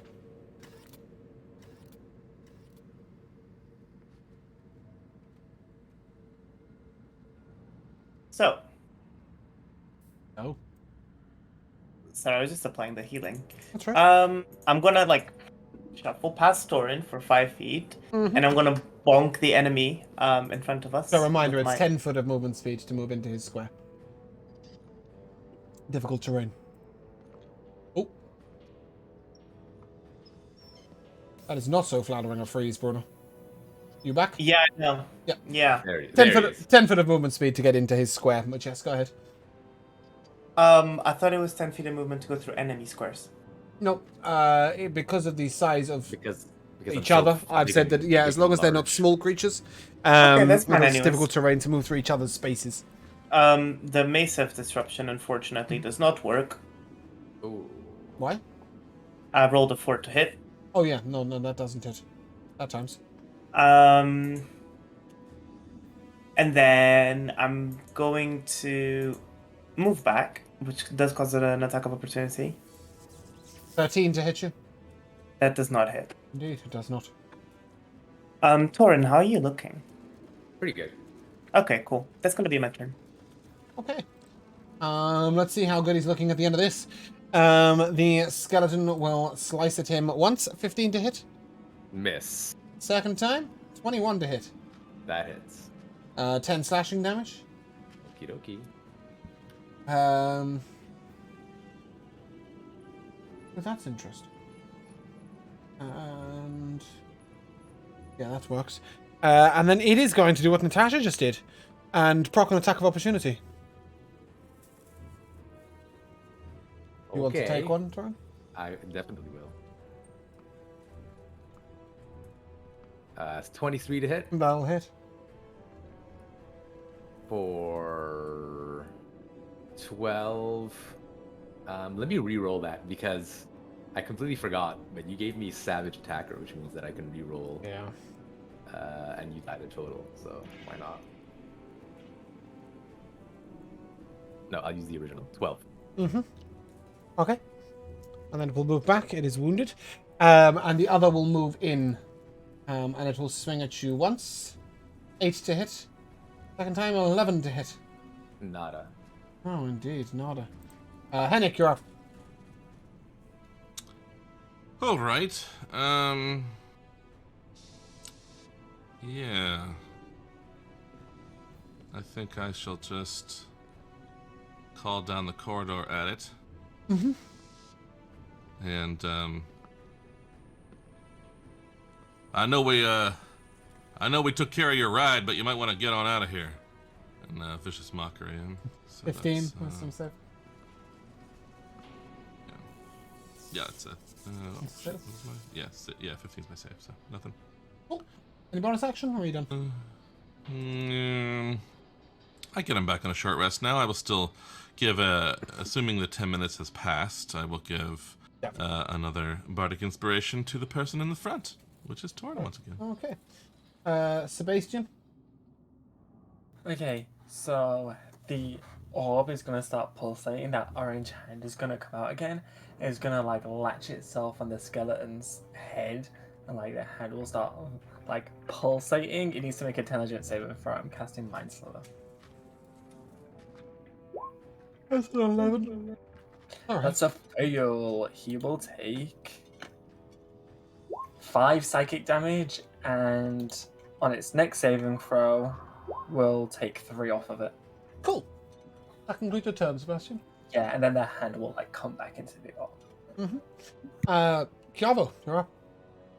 The skeleton in front of you has not been damaged particularly badly, but it does have a reduced saving throw on its next save.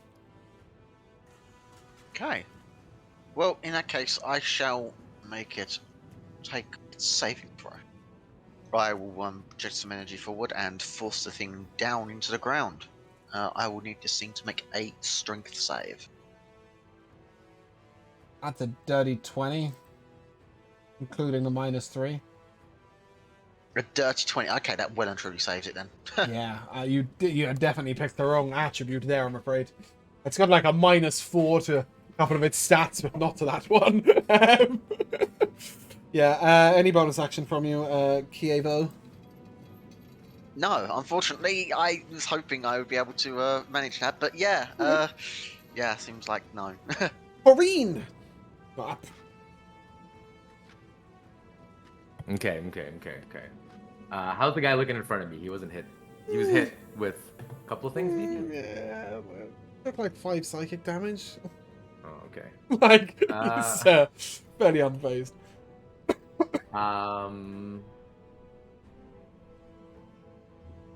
Okay. Do I want to do this? No, maybe I'll Oh, save no, it for dude. another time. Maybe I'll save it for another time. I'm gonna swing it. Yeah, that's a very good idea. Whack it round the head. 17. That'll hit. We'll take this 13 slashing. Mm-hmm. And then I'll swing again. For a 21. That'll hit. Excuse me, yawning like a madman. 11, but I'm gonna re-roll that one, see how it goes. Yeah, I'll take that. So,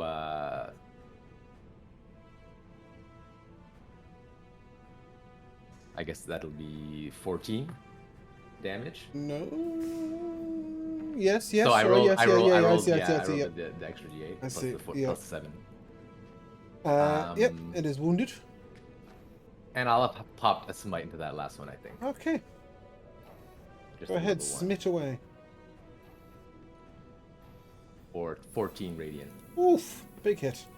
Okay, yep, he is most definitely wounded. That concludes your turn. That concludes my turn. Nat Asher. I am going to try and hit it with my Mace of Disruption again. Uh-huh. Fuck So I'll him up. move in. Yep. Oh, nat 20. Nice. Nice. Yes.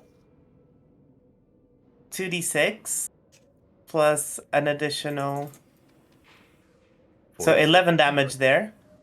Mhm. 16 radiant. Is that doubled? No. So 16 radiant, and if the target has 25 hit points or fewer, it has to make a Wisdom saving throw. It does have 25 HP off you. Mm. In Wisdom saving throw it makes. I rolled a 17 on the dice for a 15.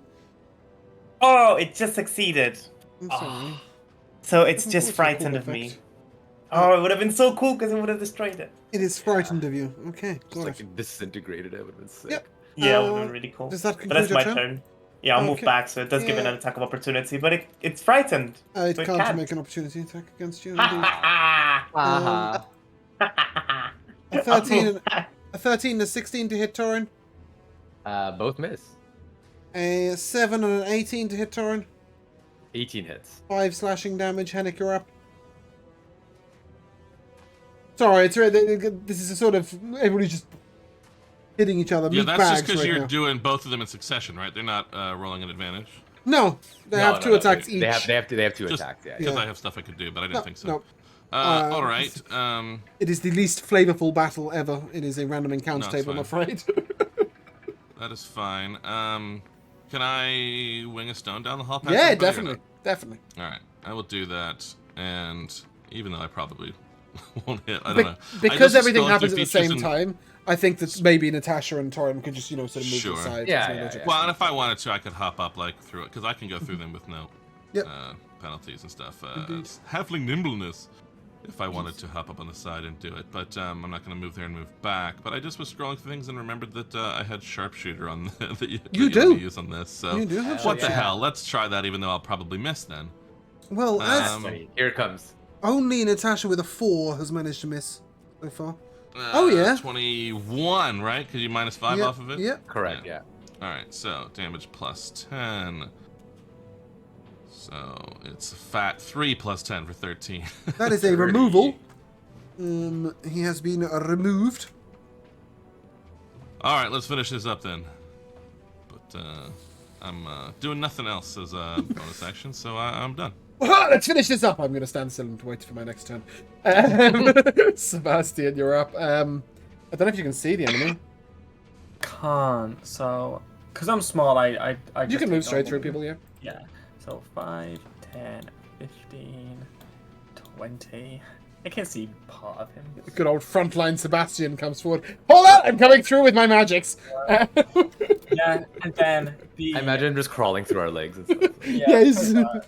I'll whack it. Whoops! Oh no. Yeah, and the orange hand is gonna come out again and grab his head. He needs to make an int save. There is no way he saves this twice in a row. I'm sorry. There's just no way. Yeah, it's a 0. There we go. What we're looking for. Perfect. So that is. I really don't know how it saved it the first time. That's 7 psychic damage. Yeah. And then he will take off 4 from his next saving throw. Okay. Kiabo! There's an enemy Yes. around the corner. The end of the path. then I will. Hold on. advance. That is 5, 10, 15, 20, 25, Yeah. 30 feet of movement speed. Wait, how's it 30? I was here, right? It costs you... Oh, Hennick's small, actually. Never mind. Yeah. Doesn't cost you movement speed to go through Hennick. You're right. So that was 20 when I got to there, I think, right? Yeah. Maybe. Wait. 5, 10. Yep. Okay. So squeezing Torin, that would be. That's 30. 30. Yeah. Yep. And that's partial cover? Yep. Okay, then one more. 35. Okay. Let's make sure this spell. Coming through. Front Coming through. line. Ever so sorry. Coming through. Let's make sure this spell actually hits the thing then. Yeah. Discuss Fireball. Did we please. ascertain that it had any elemental resistances or? No, you did not ascertain yet, any no. such thing. No. Okay, then in that case, I shall first level He's spell. made of I shall- bones. Yeah, it's made of bones, but unfortunately, like, That's the only information I It's can give you. is got what a I'm shit saying. ton. These things have a shit ton of strength, so the Mhm. one thing that would break bones, which is force, is not something I have available to me because So what are you doing? it just saves. I shall witch bolt the thing. See if that happens. Cool. See if it does anything.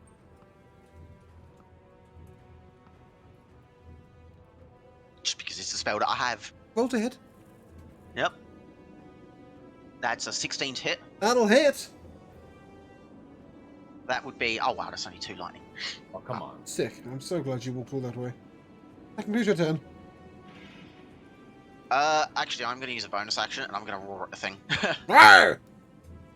Yeah, that's going to be a DC 13 Wisdom save for a daunting roar. It is frightened of you. Hey. Fantastic. It's frightened of fucking Yeah, everyone that's right me. now. I got nothing. Torin, you're up. Oh, He keeps okay. rudely stepping in front of you. Yeah, I'm going to. Can I get to the behind this thing? Like a. Yeah. 20, 25 foot of movement speed? Yeah, Yeah. I got 35. Torin sort of clambers on past us. I imagine that as Kiabo is making this sort of chant, Torin just sort of leaps over them both, and arrives at the back with a sword, and unless you're Yeah. gonna Yeah, I'd just be, compel like, it to a duel or Dipping something. out the way of him so he can get through. Precisely, James. Thank you. Yes.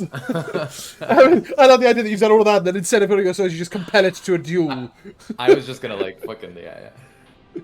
Yeah, go ahead. You have advantage. You are flanking. Oh. Well then. Well, I think let you me just got a roll nat that. 20, so...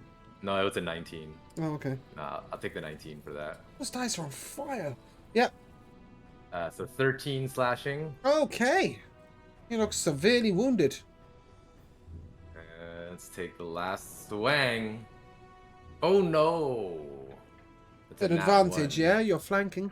Oh, yes. Yes. I'm nice like that. Sick. Well played. Yeah, That doubled that once. that was double nat one. Okay, Natasha, everybody's clambering past each other to get down the hallway at this skeleton. Are you going to join in this silliness? You got my bardic inspiration. I guess that one Oh, always misses. actually, that one always yeah, misses. I think that regardless. one usually. Yeah. I wouldn't. Yeah.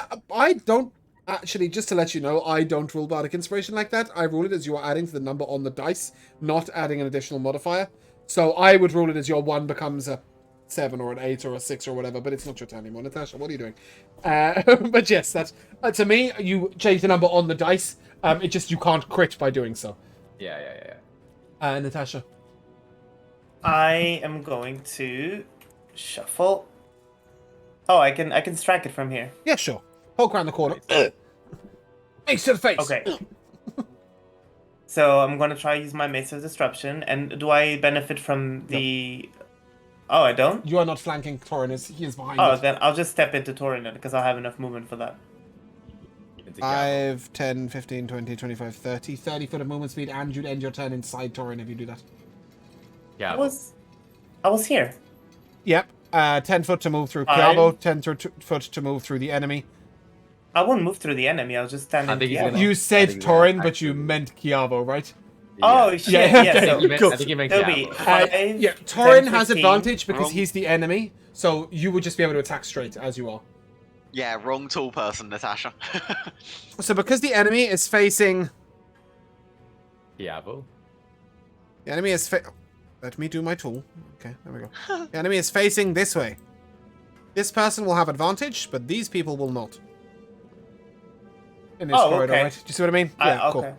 Sorry, I Uh, was using the rule where it's 5 Yeah, allies within 5 it's feet. often we do use that, but in a corridor that's a straight corridor, I just don't see the logic as to why you'd have advantage because somebody's behind it.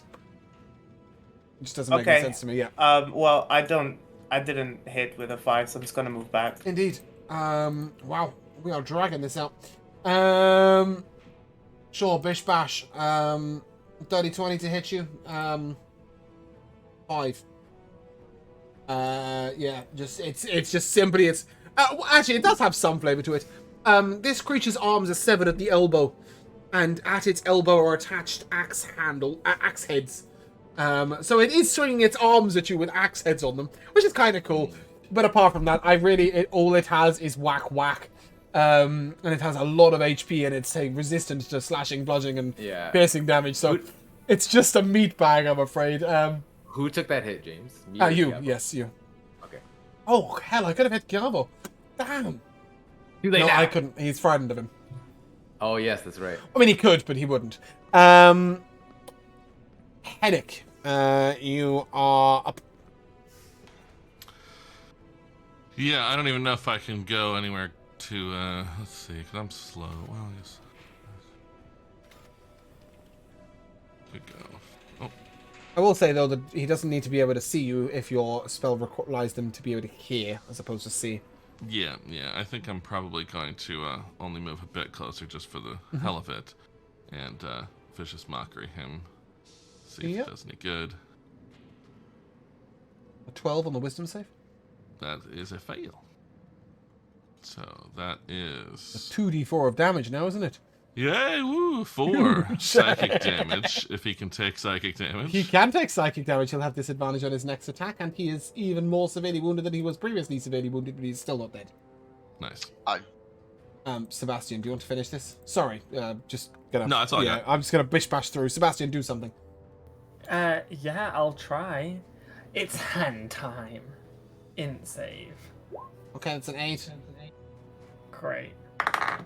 So he will take 6 psychic damage. Wow, he is And- even more severely wounded than he was previously And severely wounded oh before he was my severely God. wounded, but he's not currently dead. And he'll have another -4 on his Okay. next. Yavo, are you relighting his fire? Yes. Yes. Finish If you him off, Kiara. If you roll less than a 3, I'm gonna kill off your character. Because Oh my fucking god. What I'm gonna do, I'm actually Okay. gonna spend the spell slot real quick. He is brought to his knees I'm gonna with charge damage. that as well. Doesn't charge cost on the following turn. No, it's bonus action. Oh, so- fantastic. We love that. We love that. Okay, yeah, finish him off. Dead. Boom. Yeah. Yeah, okay. Yeah, he he's had. dead. He had 9 HP when Hennick hit him for like 3, and then somebody else hit him for 4, and then somebody else hit him for 2, or like whatever it is. Like, just whittle this bastard down. We'll never see that guy again. Get out of here. They are really meaty fuckers. Berserker Skeletons. Do you know what? apparently I decided to completely forego if the damage reduces the Berserker to 0 hit points, it collapses into a pile of bones. It makes a con save. Unless the damage is radiant or from a critical hit. On a success, the Berserker Skeleton reforms with 1 hit point. I'm not playing that out. It would have only been the one though. No, it can do it over and over and over again, and each time the DC is 5 plus the damage taken. No, I mean, like I ended the other 2 with radiance. So Yes, only yes, one it would only mean that provided one, but yeah, I just thought no. We've had enough of Fuck that. noise. Okay. Yep, there is absolutely nothing in this room, I'm afraid. You do notice some cracks in the ground as the... Sorry, I'm really looking for the battle music. There we go. You notice some cracks in the ground as this area of the tomb is less well kept.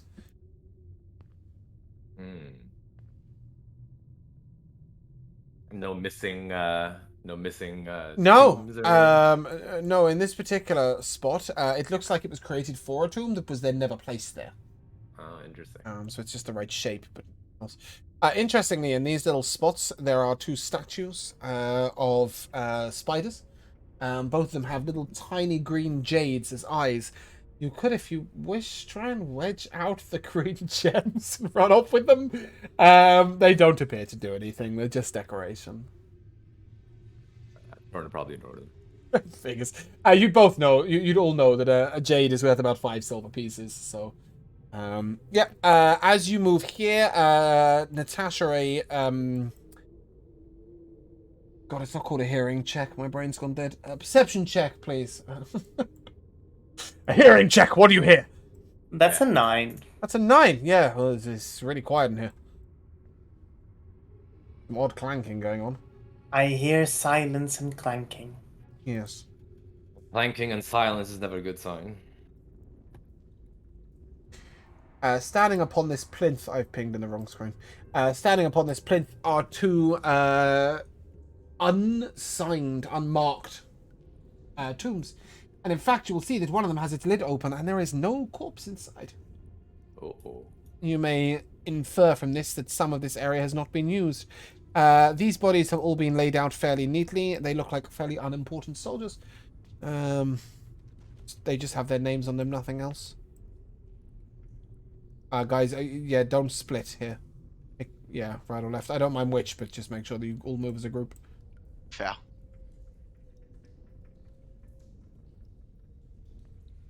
I couldn't see, and I thought there was just a wall to the right. Nope. There's a path this way and a path this way. You may choose whichever way you wish to go. Well, since we're all down here, let's just go right. Right behind Torrin. Stop. Stop, click, rock and roll. As the fire is upon you. The floor bursts with a gouge of flame upwards. Try and make a dex save, please. Ron is having the world's shittiest day, isn't he? It's 18. Every time he goes anywhere, it's just like annoying him. That is half of 2d8 damage. Did that wrong? That is 5 fire damage. And I'm resistant, so I'll take 2 or 2, 3. yes. 2. And you notice at the end of the path, 2 ghastly-looking purple creatures with twisted necks walk around, scuttling by. Nasty little fuckers. Enemies afoot! And they begin to run towards you.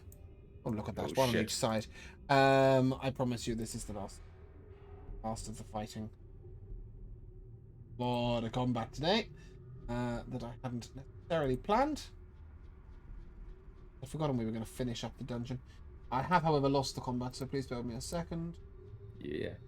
Should I take a step into this hall or just stay where I am?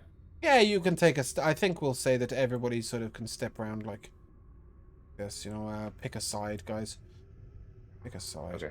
Oh, no. Right or left? Which one do you want to do? Oh, no, I'll put Torrin there and Natasha. There you Okay. go. I would just stay back, go backwards into the big fucking room where there's space. Yeah, you can go backwards into the room if you want, but I just put you all there so you can see what I'm talking about. You can now position yourself wherever you want.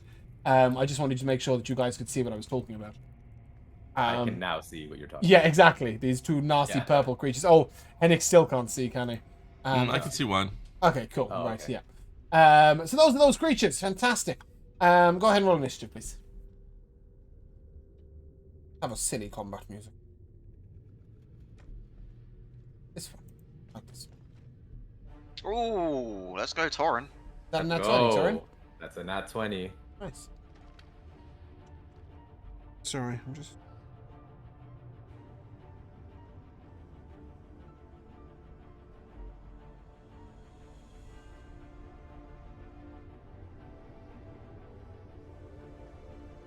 Oh. Okay. Torrin, you're up. Alright, Torrin's had enough of this shit. He is going to charge at this thing. Mhm. And unleash As you move Couple up, of go ahead and attacks. give me a nature check. a nature check. Let's go. Nothing. 7. These creatures, although fleshy, appear to be undead. Okay. Figured. I was obviously going to give you more information than that, but you rolled a fucking 7. So That'll a hit. dirty 20 for the first one. That'll hit. Ooh, I'm gonna re-roll that. Oh, really sorry. You moved into this area. I also need a con save from you. Con save. Mm-hmm. Oh god, the nat 1. Cool. You will be poisoned. You'll have disadvantage on your attack rolls. So please, can you roll that dirty 20 a second time? Yes, I can. You're under the poison condition, so this is disadvantage on attack rolls and ability checks. Oh, but are we not immune to poison because we took a drink? You are immune to poison because you've got the Hero's Feast, so you can completely ignore that. Oh, I'd love to. Which is too bad because I just fucking. I will give that as your second attack. So your first attack was a 20. You did 8 slashing and 2 radiant. Is that correct? It would be 9 slashing actually because I rerolled the one first. Oh, I see. That's what that is. Right. Okay. Yeah. Yeah, 9 yeah. slashing. And then your second attack is a crit. Sure. We'll Go take ahead. Give me a damage if you want. Okie dokie. Do the things. So, Give me a fucking level 2 smite. It doesn't really matter. Like, do your thing. yeah, I think I'm going to level 2 smite for this. Yeah, great. Please do. So that'll be the second attack's first damage die. Plus that. So 18 slashing. Mm-hmm. And then it's undead. It is indeed. So you can roll 6d8 if it's a first level, or 8d8 if it's a second level. Yeah, 8d8 for 26. Okay. Yeah, well, you thought Torrin was having a bad day. That guy has been absolutely obliterated. Yeah. Torrin, you have I'll- a little bit of movement speed left if you want to continue to go. Well, before I go, actually, I have 5 feet, but Oh, 5. no, Yeah. yeah, 5 feet. But before I go, I'll yell back at I guess Henrik and Kiavor behind me to go help Natasha. Okay. Agreed. Where? But you know which the other side. you know The which other side. Alright. you know which way Natasha went. And with that, But because you moved me, I literally don't know. I don't know where you mean. What other side of what? I just see one Yeah, long that's right, hallway. right. Yeah, yeah. okay. Because you guys are dark. You guys um, are in dark, right? Yeah. So basically, he's gesturing Oh, it goes- towards here, You right? could go down there. Oh, okay. Yeah, it's like it's two corridors basically. Yeah, I just wanted to demonstrate where the enemy was. I thought you would then move back to where you were originally, but it's fine. I just wanted to make sure that you all knew where these enemies were coming down from.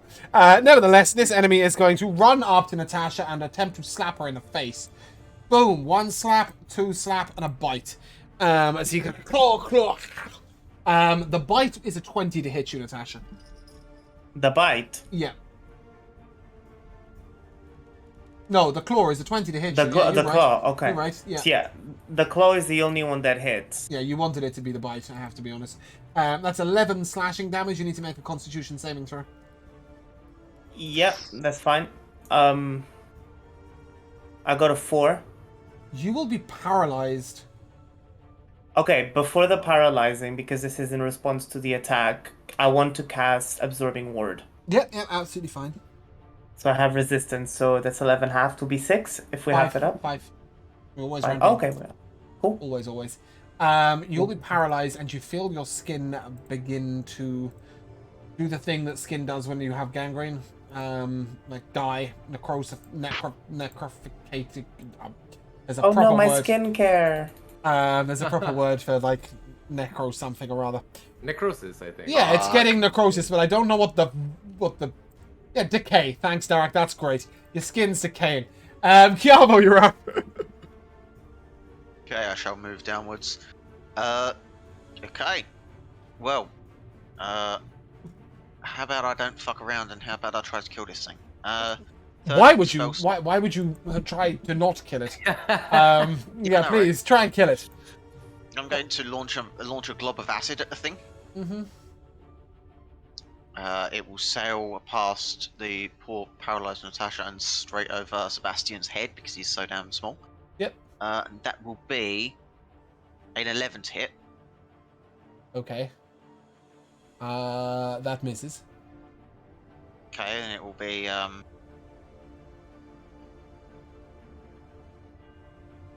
for 2d4. Sorry, 3d4 Mm-hmm. on the miss. That's going to be 9 damage. Okay. He looks slightly irritated at you. Yeah, that's me because apparently that missed. Okay, Natasha, you are paralyzed. Give me 2 Constitution saving throws.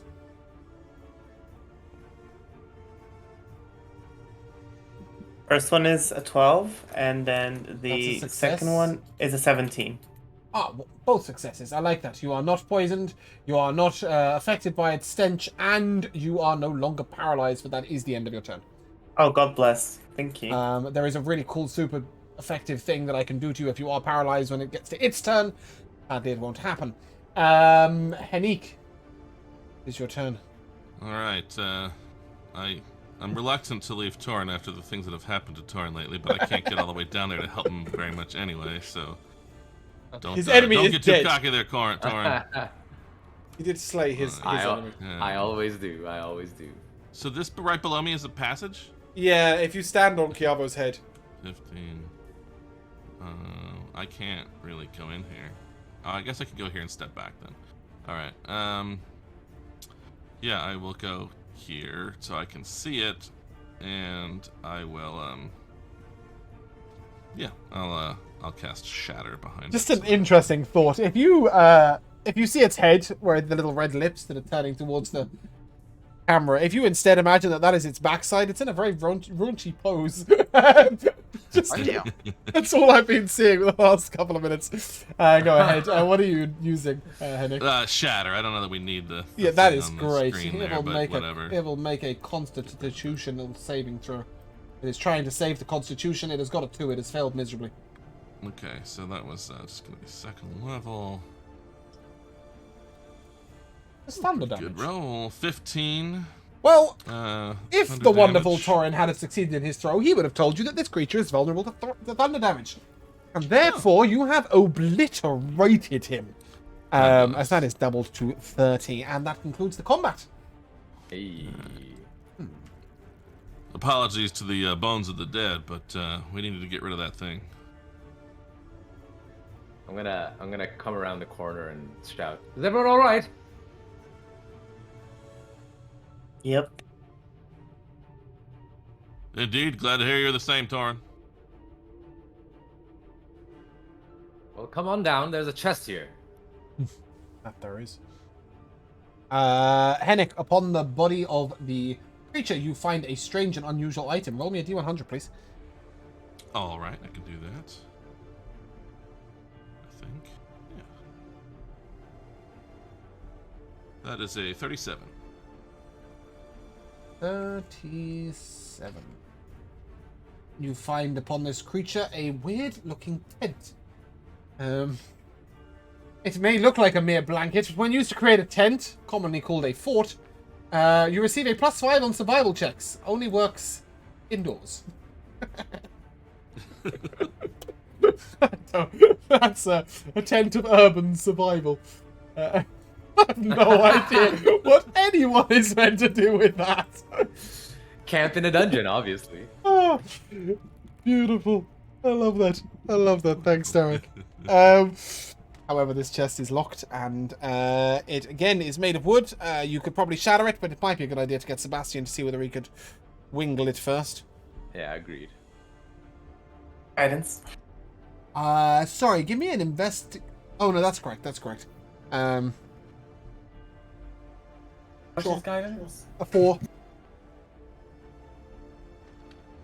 22. No, a tent doesn't count as indoors. It means the tent can only be used indoors. But yes, that'll open it, and inside you see this tiny little carriage.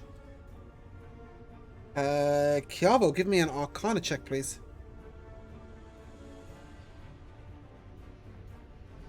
And Sebastian, actually. That's 22. Yeah, 2 different things that I want from this. So 22 tells you something. This definitely can be expanded. That's also a 22. And you work out that the command word is written on the bottom. The command word is Allons-y! Because why not? This is a compact What carriage. arcane language is this? It's Allons-y, but in Draconic. Gallifreyan. Ooh. Oh, Gallifreyan, look at you with the references. Gallifreyan. Love it. Yes, so you have an Allons-y compact carriage. It does not come with horse. And I don't know of any compact horses. But it's there. It's useful. Cool. Helio. That is this side of the area clear. It does make sense because I have Phantom Steed. Could You we do? theoretically attach it to the Phantom Oh, Steed? 100%. That seems... Even though the Phantom Steed would have to be my height, it would be a small pony. Yeah. I'm sure Radish could also probably haul the thing, right? Yes, Radish most definitely would be able to do so. But you seem to have cleared out Alrighty. this side. I believe that this is where Chiavo decided not to head down the rest of the path. Yeah, let's go.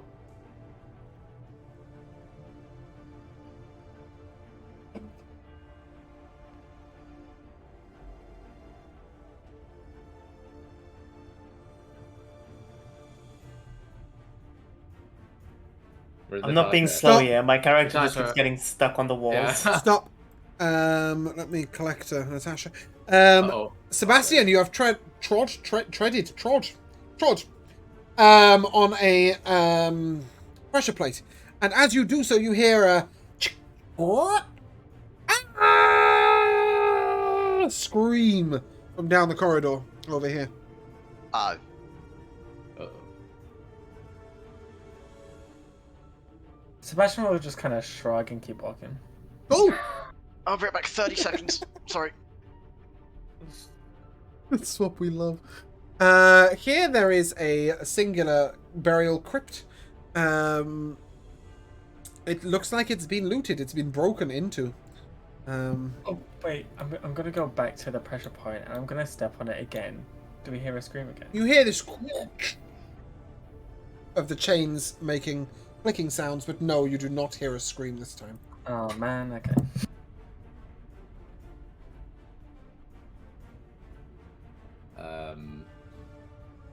I think Horn probably go and investigate Yep. this.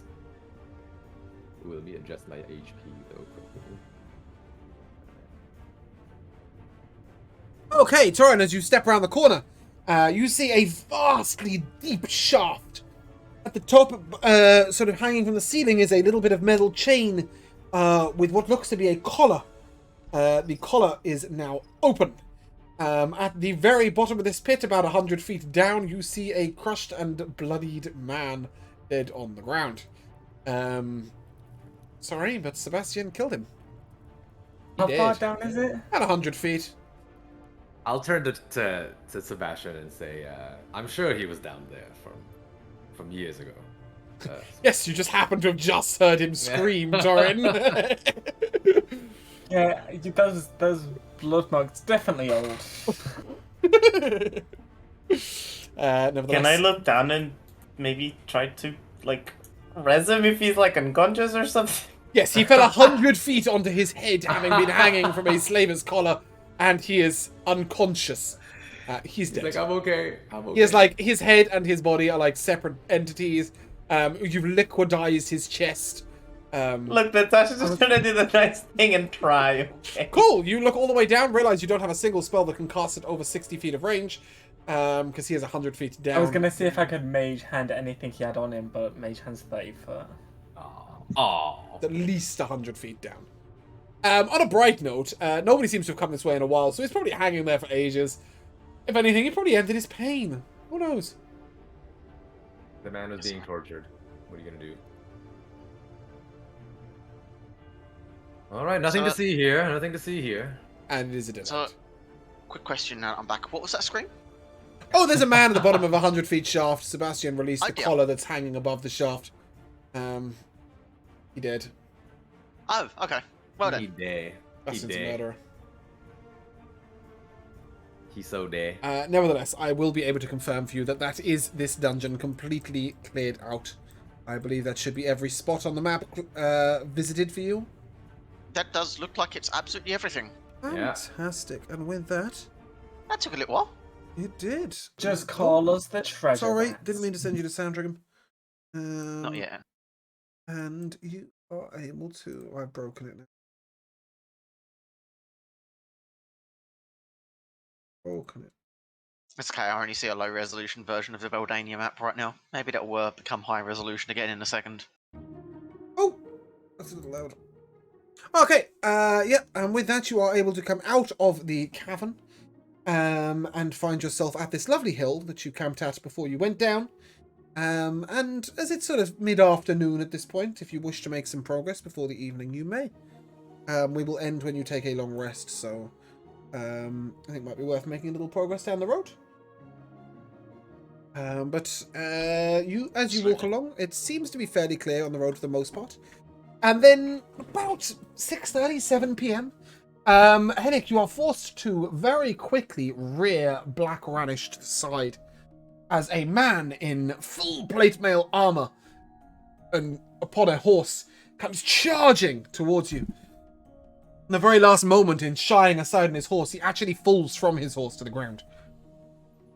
He gets himself up, he pulls up his visor, and you see that he is perhaps 18, 19 years of age. And he looks at you and, goodness me, man, what were you doing? And you were right in the middle of the road. That cart? That's generally the part of the... Sorry. It's alright, the aeroplane. No, it's just a car going by. I thought it was the rapture. Bad timing for when I was going to talk. You go ahead.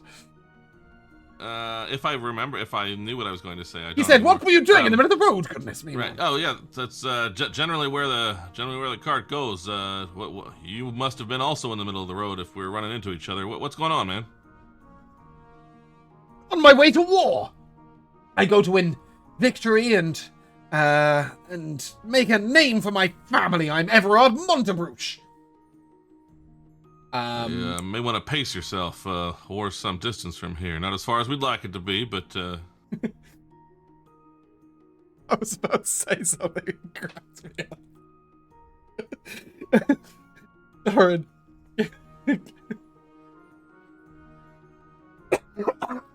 Doran, give me an intelligence check with advantage. See if you can remember something. With advantage. 17? You remember the Montabruch house was one of the noble households in Lorvalen. But one of the lesser houses. And as he's about 18, 19, he's probably like a third or fourth son. Perhaps a squire. Natasha, give me a nature check with advantage, please. And he looks to you, Hennick, and sort of says, well, yes, but if I'm to make any glory, I must get there soon. Otherwise the war may be over. Of course, the Dawn Guard will crush it soon enough. Natasha, as you look at this horse, it is being ridden to death. If he doesn't use his brain and stop galloping it all day, it's going to die on him long before he gets there. Sir. Yes. Yes? I couldn't help but notice that your horse is about to die. Bah! What does a woman know of horses? Apparently a lot more than you. Do they make horses that your kind can ride, Lion?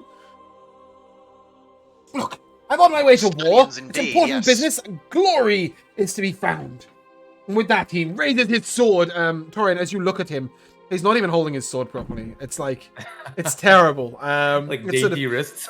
Yeah, hey, no, it's not that. It's that he's holding it like too far down the hilt. It's a two-handed sword. And he's lifted it sort of one-handed at the very, like he's holding almost the pommel, and it's just sort of wibbling in the sky. James? Yes? I would like to cast a command spell. Would you? Fantastic, we love And that. for the verbal component, I would like to cast it in Druidic. Oh. And I will say to the man, you're absolutely right. What would a woman know? But you see, I am a very prominent horse whisperer. And I can tell that this horse needs to rest. And the command word that I will use on the horse is rest. Okay. Which would be similar to like halt. Yes, okay, so like I thought you were using command on him. The command on the horse has... I don't know the horse's wisdom stat block. Let me go find that. It'd be very high. By the way, it does say one creature. It doesn't specify that it needs to understand me. No, it doesn't. Nice. So this is a... Oh, they don't have warhorse here? War horse. But also, the horse can just accept to rest. It doesn't need to save. Oh, the horse will 6 just seconds. collapse on the floor. Done. Yeah, if it can accept, it will accept. It is exhausted beyond belief. It can choose to fail on the save, you know, and because I'm not trying to harm it. You it see, would know. yeah, you see the faint signs of like white flecks at the side of its mouth. It really was at like the point of dying, and it just as he sort of stands up, the horse just sort of on his side. And I'll look at the man again and say, "But what would a woman know?" And I'll go back to the cart. Well, anyone could see he was a bit tired. My armor is very heavy, but well, perhaps you have the right of it. Oh, I'm not much good at this. I can tell. Torn She will won't say walk, it out loud, by the way. She'll say it, like under her breath. Torn will walk over to the horse, and I'll lay on hands for the rest of my pool, which is 5 HP. And I'll look up at him, and what's his name? Everard Montabrouche. I will write that in. Montabrouche. Yeah, I'll look up at Montabrouche, and I'll say, it'd be in your best interest to take care of your companions, Montabrouche. They may end up saving your neck one day. I'd only die if I got to the war anyway. My father told me if I wasn't going to do anything useful or make a name for myself, I should get out the house and all these thoughts of glory and riding to war. Odds I'm an idiot, aren't I? Well, I don't know that you're an idiot, but you might want to consider that those two things are not the same. Doing something useful and making a name for yourself are not always the same situation, my friend.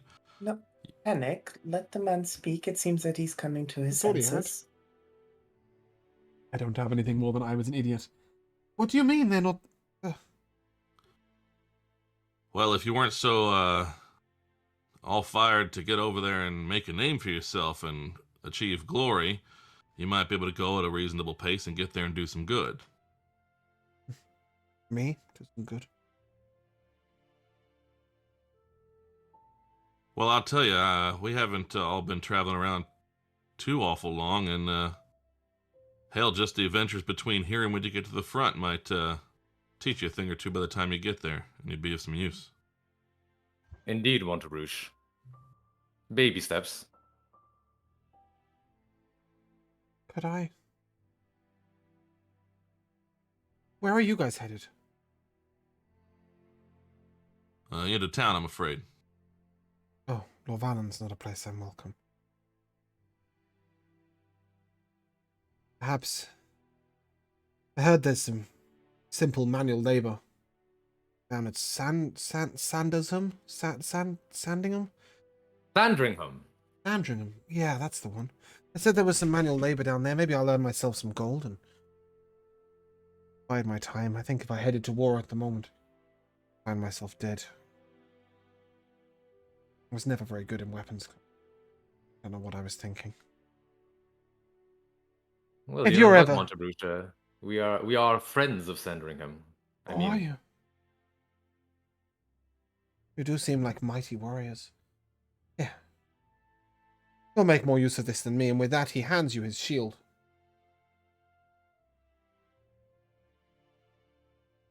If you're ever riding by Sandringham, or perhaps Harbondon if you can't find me in Sandringham, I'll be looking to sign up with an adventurous party who can teach me a few things. And he looks down at the horse and... Oh, Chestnut, I've not treated you well, have I? May Looks- I approach? He looks to Natasha. Yeah, please do. He looks to Natasha and says, Lady, did not speak you fair. How long does the horse need to rest for? Look, she used to take care of them. She didn't. Natasha could just sort of say, 12 hours. Like or such. 12 hours would be enough. And listen, you're right. The adventuring life really isn't for everyone. Perhaps you could try to work for a farm or maybe even an inn. I happen to know that there's one in Sandringham that needs some staff, and I know a few people. Could get you a job. I do appreciate the offer, but You would, of course, be working under a a woman because my mother runs the inn. Oh, she does? That's wonderful. Yes. Well, I should know better than to turn down working for a woman, but I would Especially like since to we work. have a queen. I would like to work outside if possible. See That's what I can fine. find. We Thank always you. need someone on the farms. Hennig? Do you What- want to take this one? What was your name? He's still talking to you. Oh, I am Natasha Ayelet, the cleric of Sandringham. You're all from Sandringham. Aye, that we are, Monterouge. Well, I shall be lucky to make the acquaintance of more people from Sandringham then. He looks to Very good Torin, people. and that shield was given to me by my father. Apparently it belonged to my grandfather, or father before that, perhaps. A fine warrior, I'm sure. From what I understand, it carries some magic. Is that right? This is too much, Monterouge. No, I would only lose it and get myself hurt. Well, in that case, and I'll pull out my current shield, and I'll sort of Ah, hand it to him. a wonderful trade. You will do my shield justice and bring glory to the name of the Montebrouge house in one way, I'm sure. And I shall do my shall not best to forget keep it. this well. For the record, I shall it's not forget it. a sentinel shield. Ah, Oh, very nice. very nice. Perhaps you'll be able to see the traps better next time. Oof. Ouch. Well, I shall take my rest where my horse is resting, I guess. And with that, he begins to set up his camp.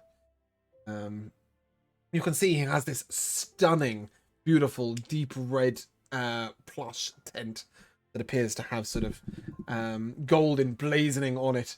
And You know what? I'll assist him in helping set up his tent. and indeed, it is. It seems to have some sort of magic woven into it. It's a manufactory tent, but it is one of the special edition ones. Oh. You've seen one of these before when you stayed with a shopkeeper assisting bandits. Probably about 20 feet from here, I think. When you once saved a shopkeeper from some bandits who yes. worked for the Slightly manufacturer. familiar with this one. Yeah, it's got like 4 bedrooms in it, the tent. Sort of a working bathroom, that sort of stuff. And he invites you to sit by the campfire and enjoy an eve. And share in his Why not? meal. That sounds like a good way to take some rest. And Yeah, I'll take him up on the offer. with that, we shall take a short break.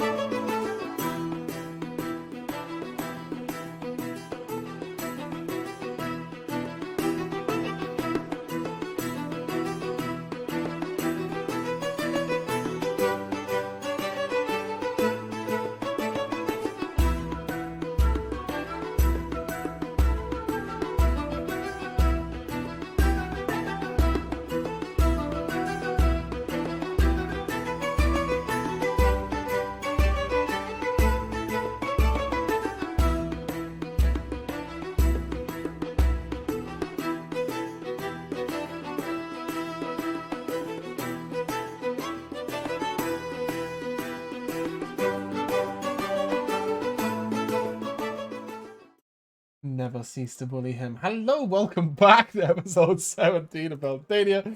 If you're wondering why Rico is wetting himself laughing, it's because I said nobody cares that Jamal isn't here.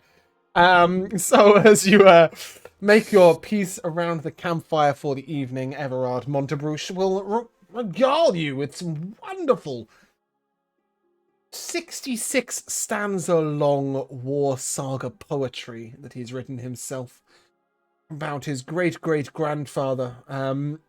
You'll be quite interested in stanza 2 when you've realized that he was once a member of the Black Rose. After stanza 13, when once again Everard describes how he gruesomely beheaded a foe, it's fair to say you're all going to get a very early night. I'm gonna spend 10 minutes kind of like muttering into the orb, and then their hand is gonna come out and like slightly lift Sebastian off the ground as he casts floating disc, and then I'm just gonna like hover like just in a continual circle around the campfire, like whee. Like a meditating man upon a flying carpet. Round and round he goes. I imagine by the end of the saga, people are all watching Sebastian go around in circles and doing their best to ignore the war saga. One thing of interest as you sit and contemplate, Mr. Chiavo, you will discover that the 2 stones, if you're here, Jamal, you here? Ah, well. The 2 stones were seeing stones. Doesn't matter anyway. It didn't matter. The 2 stones are seeing stones. I believe we identified everything else we looted. Is that correct? Touch Scimitar, Ocean of Clairvoyance. Yeah, cool. Oh, interestingly enough, you do hear a little bit of interesting news when Everard eventually shuts up about some crap. Talking about the Temple of Tyr having their tithes stolen down, apparently. That's happening over at Lorvalen. That's awful. Quite so, and quite complicated, I would imagine. Not a place a thief would get into easily. Temples are active 24 hours a day, 7 days a week. Perhaps an inside job. Well, that's even worse. Priest? Stealing? I believe that's frowned upon. Natasha, am I right? I suppose. What are the complexities of the matter? Oh, I don't really know. It's just something I heard in the tavern on the way out, the Silver Knight. Nope, rubbish, wrong place. The Boar's Rest. Tell me, Edward, what was it exactly that you heard? That the Temple of Tyr have put a notice out that anybody who can retain the thief that has been stealing their tithes, detain the thief, that's what I'm looking for, who's been stealing their tithes, a reward will be given. That's what I heard. Didn't think it was really my alley to shoot up. Well, everybody, although the reward would be nice. Would it be nice? Bruno doesn't feel like staying connected. We're going to have to deal with it. Oh dear. Oh, well, look who's back. Positive if at the temple. I literally did such a beautiful speech. I know. Oh, we got the it temple. started so good, and then it like At the end, Okay. May I please redo it? please do. Yes, please. So I'll turn to everyone again and I'll say, although the reward would be nice, there are far more good things that we can do for the temple. And even though I don't worship Tyr, I know that there are many fair souls that do. Quick religion check, because Natasha wouldn't know the intricacies of Tyr. Yeah, go ahead. Just the DM. Like, no, of Tyr. I know them because I fucking. Oh, that's okay, great, because 12. I don't think I do. So Yeah, I think Natasha would know at least the very basics of, like, he's the god of justice and light and, you know, some okay, shit. perfect. So I do know that Tyr has always fought for justice and for equality, so perhaps we could pay back a little bit since we've just desecrated a temple.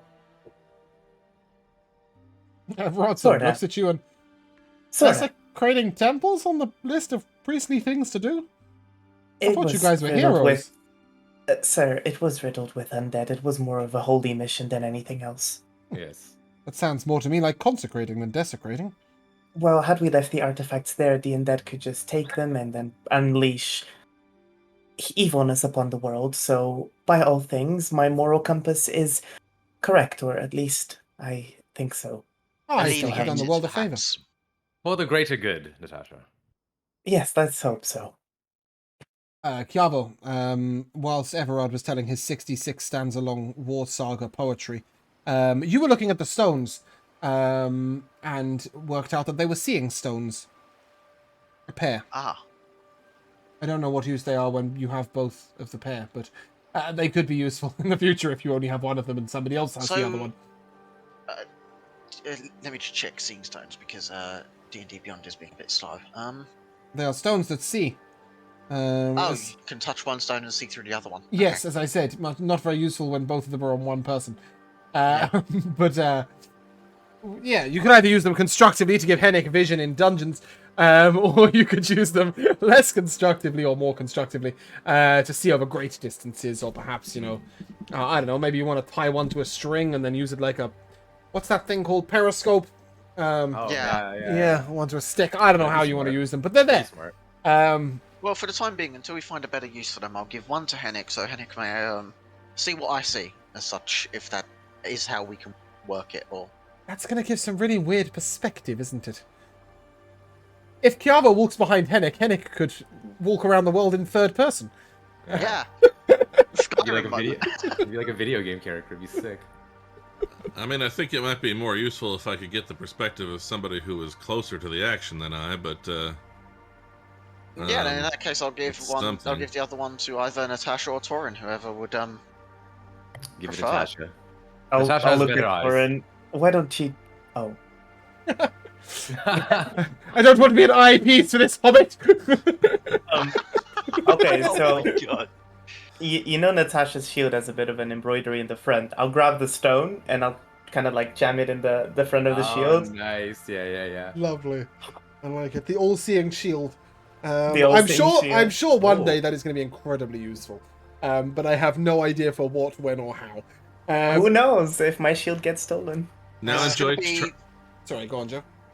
Oh, good. Enjoy trying to set up Roll20 to let me give me whatever Natasha sees. Yeah. Yeah. Nope. You I can. will allow you to move yourself to where Natasha is standing and move yourself back again. It's actually really simple. You just need to click on my token and put his name on the thingy as well. Oh yeah, it. but that's like weird. Yeah. Anyway, what is of much more interest in this war saga or these seeing stones is the fact that when you take your long rest, you will lose the effects of the hero's feast. But you may, and here goes nightmare for Joe, you may roll your hit die to increase them as per your leveling standards as you completed the rest of the dungeon. So, for example, if you are an cleric or an druid, you'll roll a d8.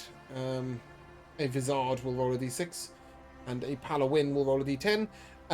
You may reroll a 1 or 2, Torin. Everybody else may reroll a 1.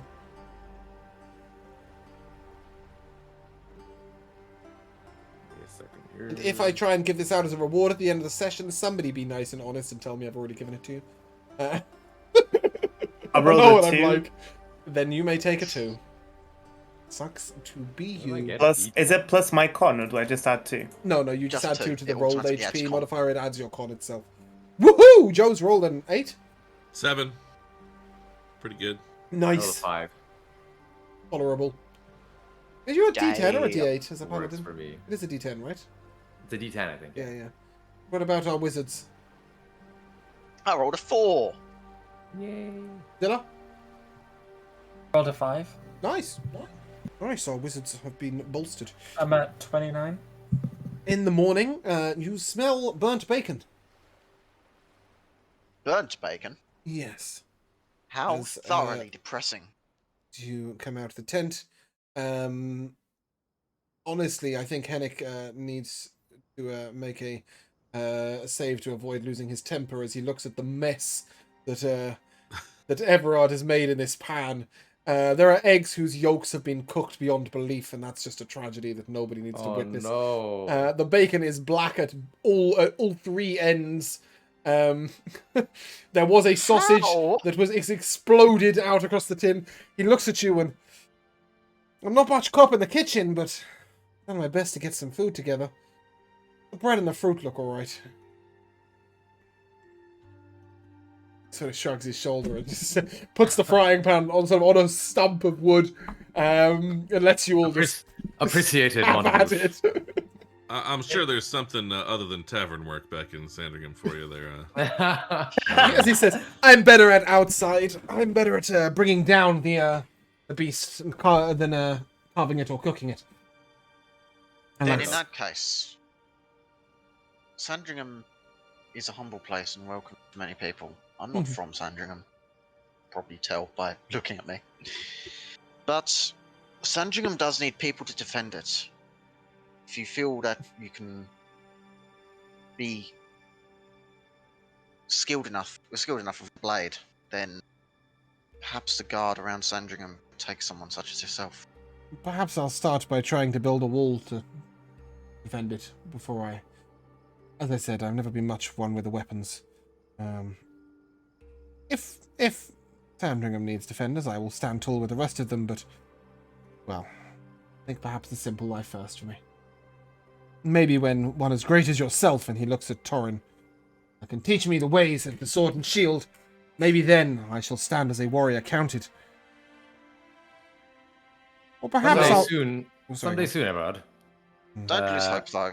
There's plenty to aspire to for all of us. Or perhaps I'll make it as a poet. That would be a good life as well. Yes, I think everybody does decently well on their deception to hide their grimaces and groans. He says, well, an early morning, it's out for a good day. Well, that's what my father always told me. Something about birds and early worms. Let's see if I can catch one. And with that, he starts to look over his horse, and he turns to Natasha. And how does she look? Can I do a survival check? Give me a medicine check. Oh, that's fine. I got a 22. Yeah, the horse seems to have recovered remarkably well. Perhaps in part due to the hands that were laid upon it, but more probably due to the fact that it is an incredibly well-bred warhorse. It's used to being ridden hard and, really pushed to its edges and limits and recovering quickly, though perhaps it would like a bit of a more relaxed ride the rest of the way to Norvellon. I'll relay. Sandringham. I'll relay. He nods to you and, well, thank you.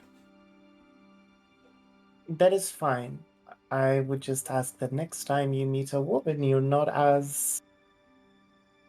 I'll be Well- deferential, respectful, and polite. As you should.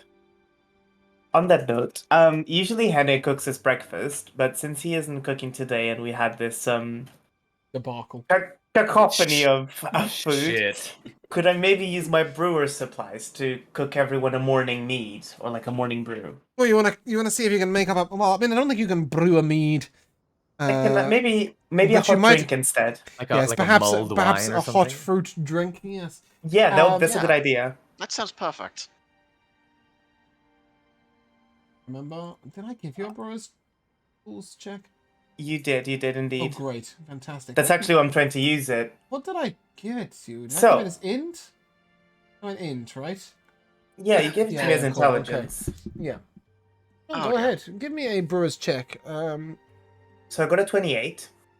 That's disgusting. How? Holy hell. Well, obviously I'll guidance myself, and just from the I check, see that's the guidance. a 24 on the check. Sick. Okay, so that's closer to a 20. right? Damn. I've got some brew, guys! Yeah, I you're shouldn't gonna say have it to like that. bear with me though, because I haven't opened this document since like 1832. So I've got to go and find it. Ah. See what you can do with a brew. Well, technically, fruit tea comes out of tea. Which is tea making, which is Sebastian's abandoned art that he doesn't give a shit about. Well, I might take it from him then. Yeah, perhaps. Where the? You can brew fruit tea. Yeah, but it's technically a tea maker's not a fruit. not a- During Pride Month?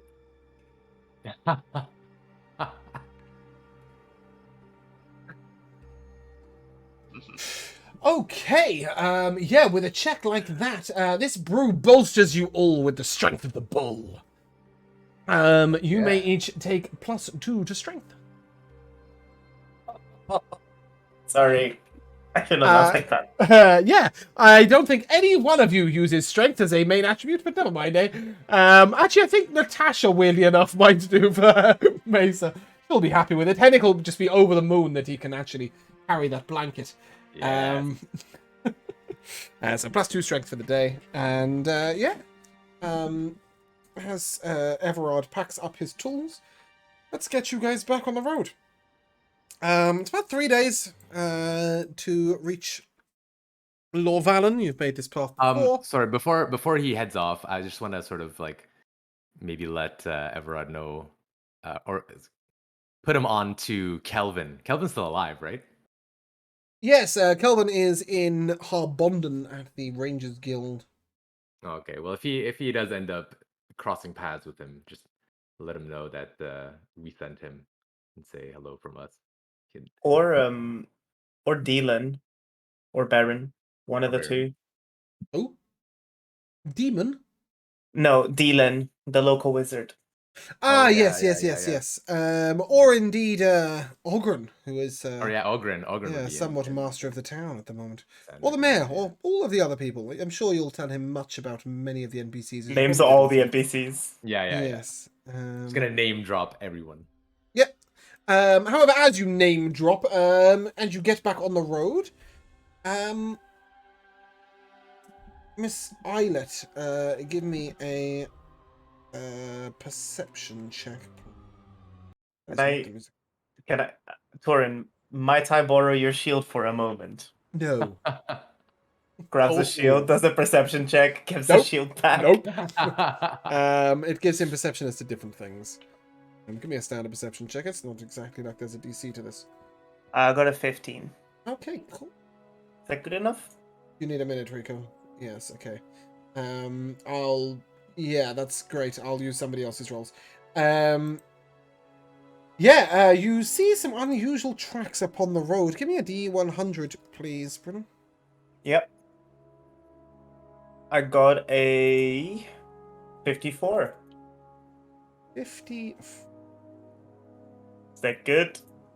I don't know yet. We're gonna Wait a minute. die, Dad. No. You see the tracks of an unusual beast. If Torin is with us, can I take a survival check, please?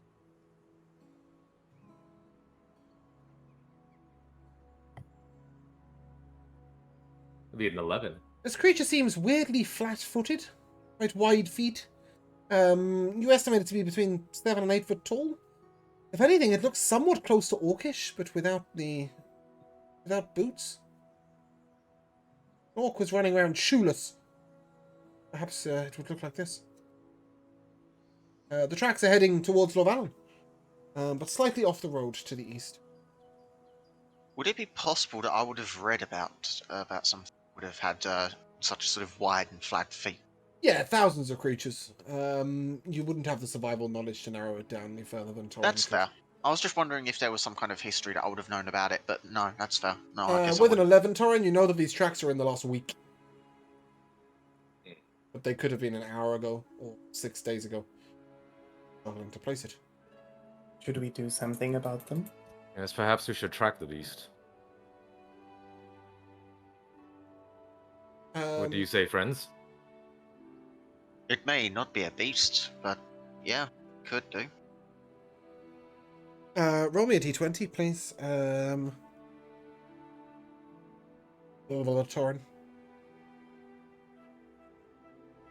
Well, 12. Cool. As you head along these tracks, a young man dashes towards you out of the road, and he runs up to Torin and goes, "Hold this!" and hands you something, which seems to be a sort of large grey package, and then sprints off past you. As you look down, what is in your hand appears to be smoking. I am going to throw it as far away from me as I possibly can. Excellent. Make a dex save.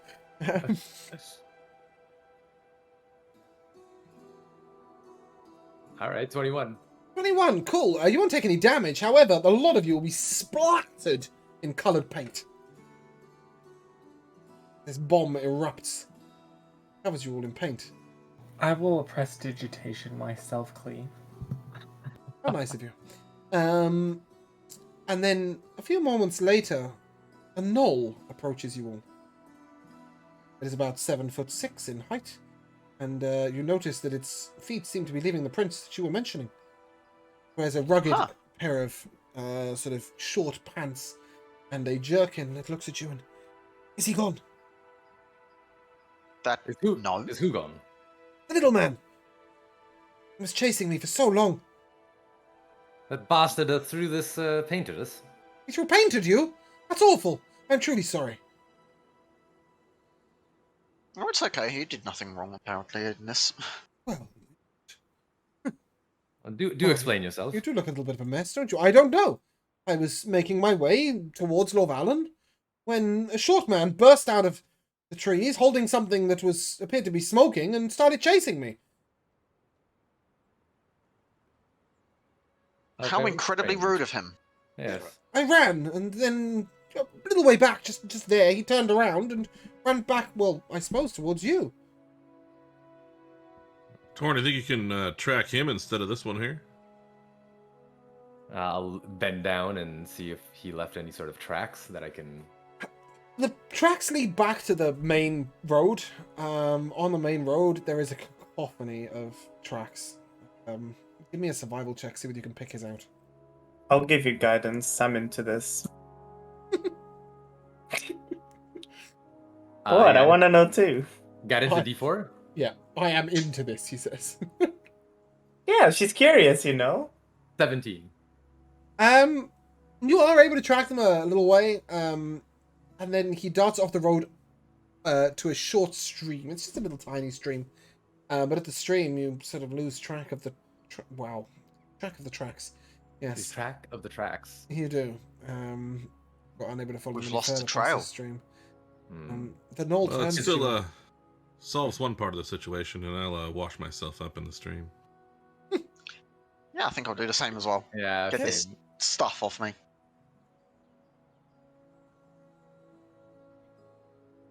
Oh, we seem to have lost him. The gnoll turns to you and, well, I'm ever so sorry. I'm headed to Lorvallen. Are you also headed to Lorvallen? Yeah, that we are. Yeah, Might we you are. want for company? I don't see Sure, why the not. more the merrier. Yes.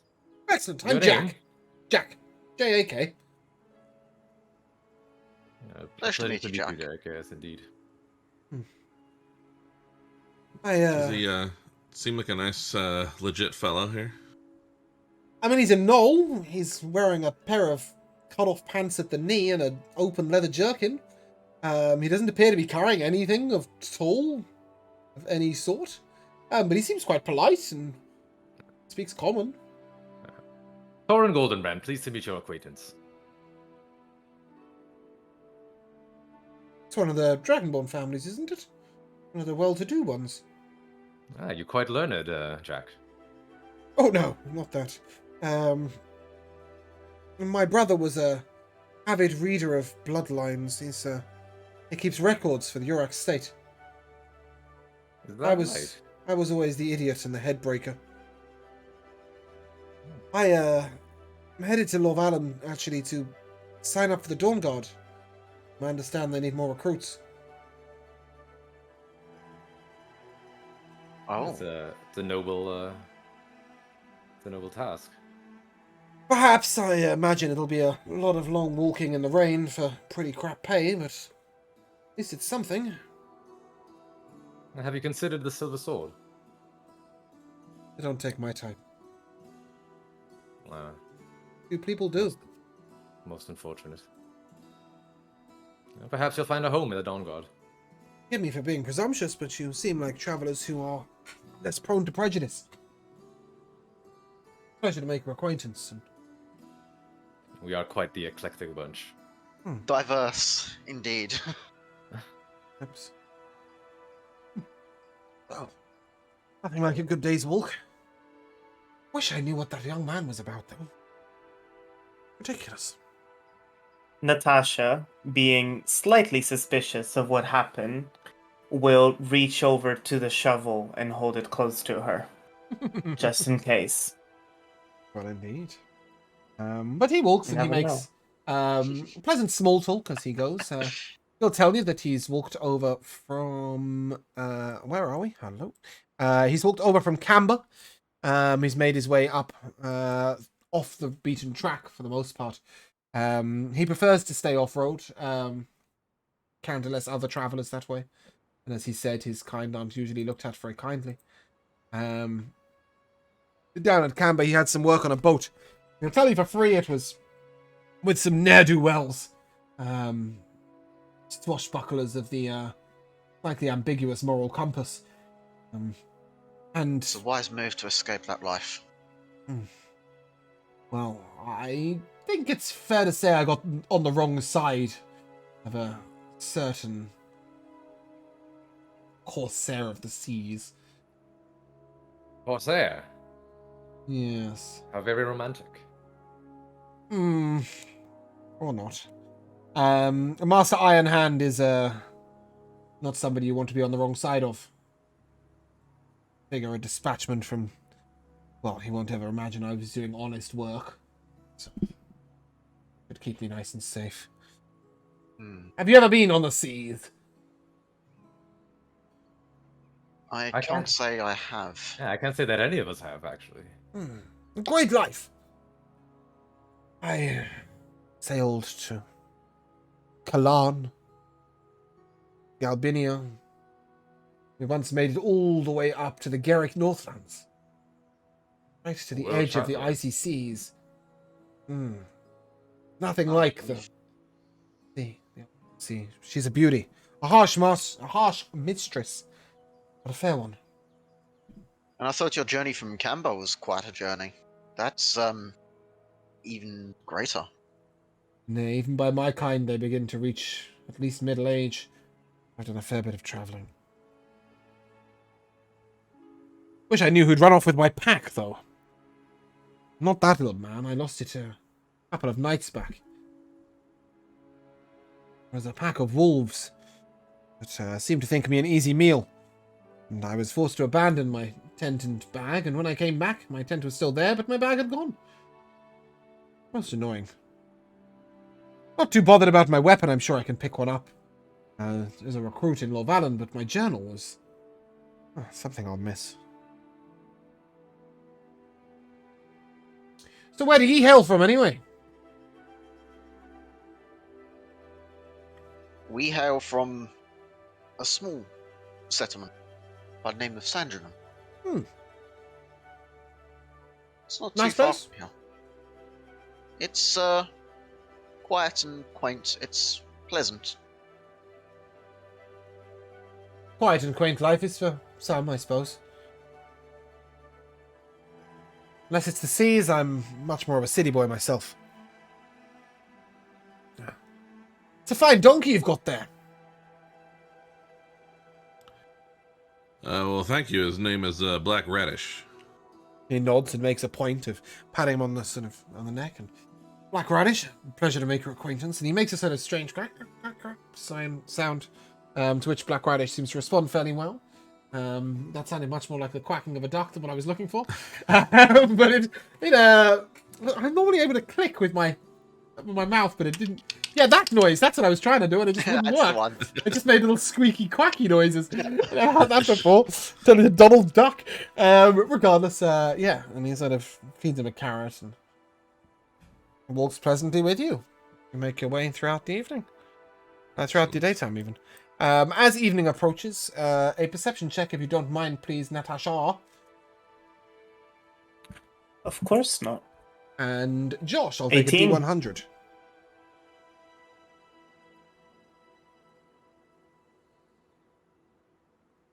$71. A 71. The road seems clear. You find a nice place to camp for the night. Our little friend Jack will sort of nod to you all, but he'll head a little bit around, sort of off the trail towards a tree. Gestures that he'll go and make his camp over there. You get the impression that perhaps he prefers to be solitary this evening. As you're walking the road together, he sees no reason to share a campfire as well, although he does say that he'll be keeping an eye out for the first couple of hours tonight if you want to all take rest, and he'll warn you if any danger comes near. I'm assuming... I will take the first watch with you. Yes, I didn't think you'd leave him to watch alone, but sure enough, he seems to watch for a couple of hours and then take his rest. It's actually, you notice that he doesn't really make any pretense of tent or bedroll or anything, as he doesn't seem to have much on him. He simply pulls up a likely-looking rock and puts his hands up behind his head and rests his head back on the rock and looks up at the stars and goes to sleep. You wouldn't want a pillow, would you? Oh, goodness me, no. A blanket, maybe? Enjoying the road life. I kinda Oh. got our own fur, you know? Blanket Oh. enough. Oh, a night beneath the stars before the city life is back. Well then, if you are going to bed, good night. The following morning, as you all awake, you hear this awful snoring noise like a thunderclap coming from the knoll. You clap around and stomp a bit as you make your morning way. He will get up and join you all. Henrik, what's for breakfast? Oh Lord, I don't have any idea what's in the inventory anymore. I'll just make it up. Yeah. Bread. Let's see. Yeah, there's all those sorts of things. Let us have. I mean, I'm a big fan of the toast. But should be something good to put with it. Let's the last of whatever nuts I found from our time in stranger places are going to go along with this, so that it's sort of that kind of granola type sort of a breakfast. Oh, lovely. And he'll produce a few wild gooseberries that he's found along the way. Share them with you all. Sorry, go on. I'm not looking to do any effects. I just want to brew something as well. Yep. Just to add on. Definitely an excellent sort of brewer's squash to go with it. Yeah. But I think this is just a satisfying meal. You know, it's nice. You all feel a bit ready for the road. Less road weary, but not particularly any effects coming on from this meal. As you're all preparing the meal, he sort of sidles up alongside Sebastian and I don't like to rude. How came you by Then this don't be. appearance? Wow. Just satisfy an old's curiosity, if you will. How came you by this appearance?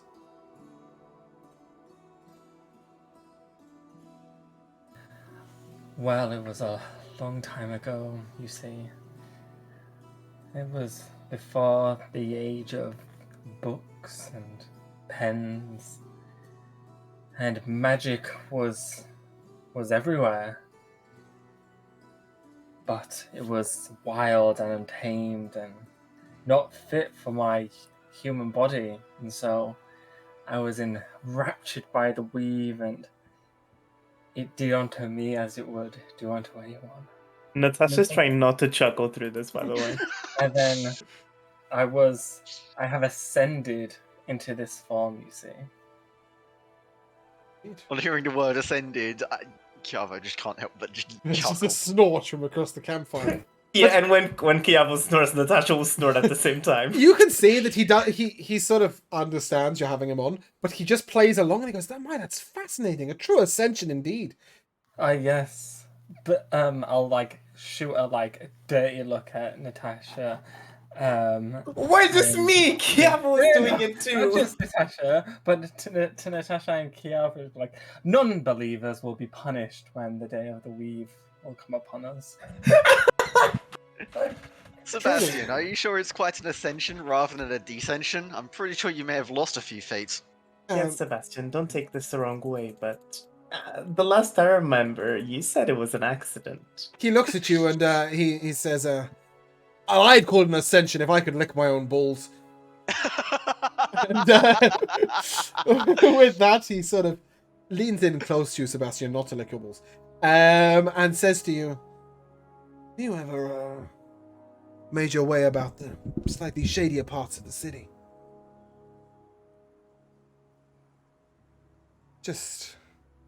I can't help but notice a form like yours. One hell of a thief, no? Is this where I'm multi-class? He's not suggesting you multi-class rogue. He's suggesting you hook up with some thieves. I'll whisper back to him. I'm sure I don't know what you mean. No, indeed. I've always been one for the honest life, clearly. Apart from that minor spell with the Corsairs at sea. But barring that, I've certainly never known any of the ne'er-do-wells in Lorvalen. But if one was perhaps to wish to meet them, they could perhaps make acquaintance with them at certain places. I have heard rumours that friends of Crix and Varn and the Boar's Rest and the Drunken Monkey may perhaps know of ways in which a guild such as they could be contacted. You can see he's got the most roundabout way of basically saying, I've been a member of the Thieves Guild before, and you want to sign up, like, we'll have you. Yeah, I'm just gonna be like, Natasha, the stranger's trying to make me do bad things. I make you do nothing. We all make our own choices in life. As I say, make your bed and lie in it, and if there's somebody else in it, then more's the merrier. Now, Good sir, please do not attempt to persuade my fellow companions into your life of crime. Sebastian is already halfway there. We don't need anything tipping the scales. I'm going to sign on as an honest soldier, I'll have you know. The life of crime is behind me. And of course, I was never really involved in it at all. I would like to add, if you are caught stealing in Sandringham, I will come down myself and ensure that you are arrested. In Sandringham? Is there something good to steal in Sandringham? I would never be doing such a thing. My eye on you, sir. Well, Both of them, and I'll lift the shield with the rock. he looks at you like you're an idiot. But it's all very well. And he will continue on with you down the path as you make your way throughout the day. Natasha, your perception check, please. And Joe, roll me a D100. Certainly. 17 here. 84. 84. That's just a second.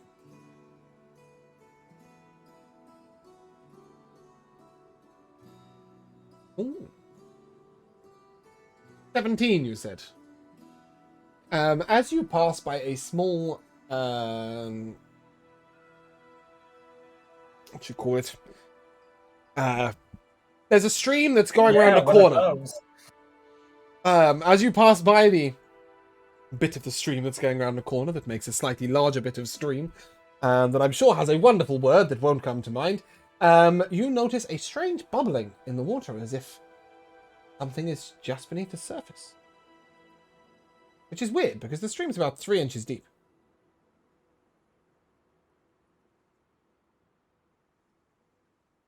Only you've noticed this, Natasha. There seems to be something wrong with the stream. How so? Look, can't you see it? And I'll point over to the stream. At which point you all notice that these bubbles are quite large bubbles for a tiny stream like this. And it's What as if the it's a world large would creature. cause something like that? Maybe someone's drowning. In a Is 3 there? inch Foot stream? 3 inch. 3 inch? That's enough. Maybe for someone your size, Sebastian, but I don't think that's what's happening here. Henrik, why don't you throw a rock into the area? Yeah, it's scarcely enough space to do it, but if I sort of go long ways along the stream here and skip something through that space and see what happens. Mhm. And as you do, rising up out of the water is a 15-foot sort of creature. I don't think any of you know what this is. It has smoke for hair in a wispy style, and has long painted fingernails and lips that are painted rouge, with bright blue eyes and rings on every finger and a large Is it a necklace genie? and a beard. He greets you and says, "My, that's not very kind. That is certainly larger than the stream. You throw a rock at me. I'm not sure how I feel about that, but as tradition dictates, you You spoke first, did you not? And he looks over at Sebastian and points with a finger over and over again. Did you say, is it a djinn? I sure did. Well, indeed, it. He, as I prefer, if you don't mind. And I most don't assume definitely. pronouns. Well, you may assume now. He is how I'm known. For I am Ignatius, genie of the 18th plane. Chiavo, give me an Arcana check. That is an 11. You don't remember anything about an 18th plane, but that may just be because you rolled like an idiot. He looks at you, and perhaps it is in my... Well, it is within my powers, but perhaps it is within my desires. Have you a wish you want to see granted? I surely do. Oh, indeed. Well, tell me the nature of the wish. Now, please bear in mind that this wish cannot grant wealth or power, or gain you anything that you previously didn't have before. That is absolutely Sebastian. fine. Sebastian. Yes. And I'll lean in. I don't mean to scare you, but I used to read a lot on, folk tales and magic, and these wishes, we can't just create magic. There has to be a repayment, For every action, there is a reaction. At this point, the genie sort of leans over and twists upside down. His head appears right in front of your face. I can hear you, and you have never had a friend like I am going to be. Now trust me when I tell you that this wish may indeed not be free, but it might be quite exciting, so tell me, young Sebastian Belmont, was it? Now, did you have a wish? And then perhaps we can discuss the terms of payment or repayment. I sure do. No wish is agreed upon until we shakes. Don't you worry, That is Miss absolutely Einet. fine. So what would be the payment? Well, that depends on the wish, you see. So what is it that your wish may be? I wish for my dear friends and all of their hilarious jokes, for them to spend the day in a form like mine. A And to see how day! beneficial it is. I take it. Like creature. Within my power, it may be. Not repayment. We will have to see. Yeah, what do you want? A simple trinket. What trinket? I would like...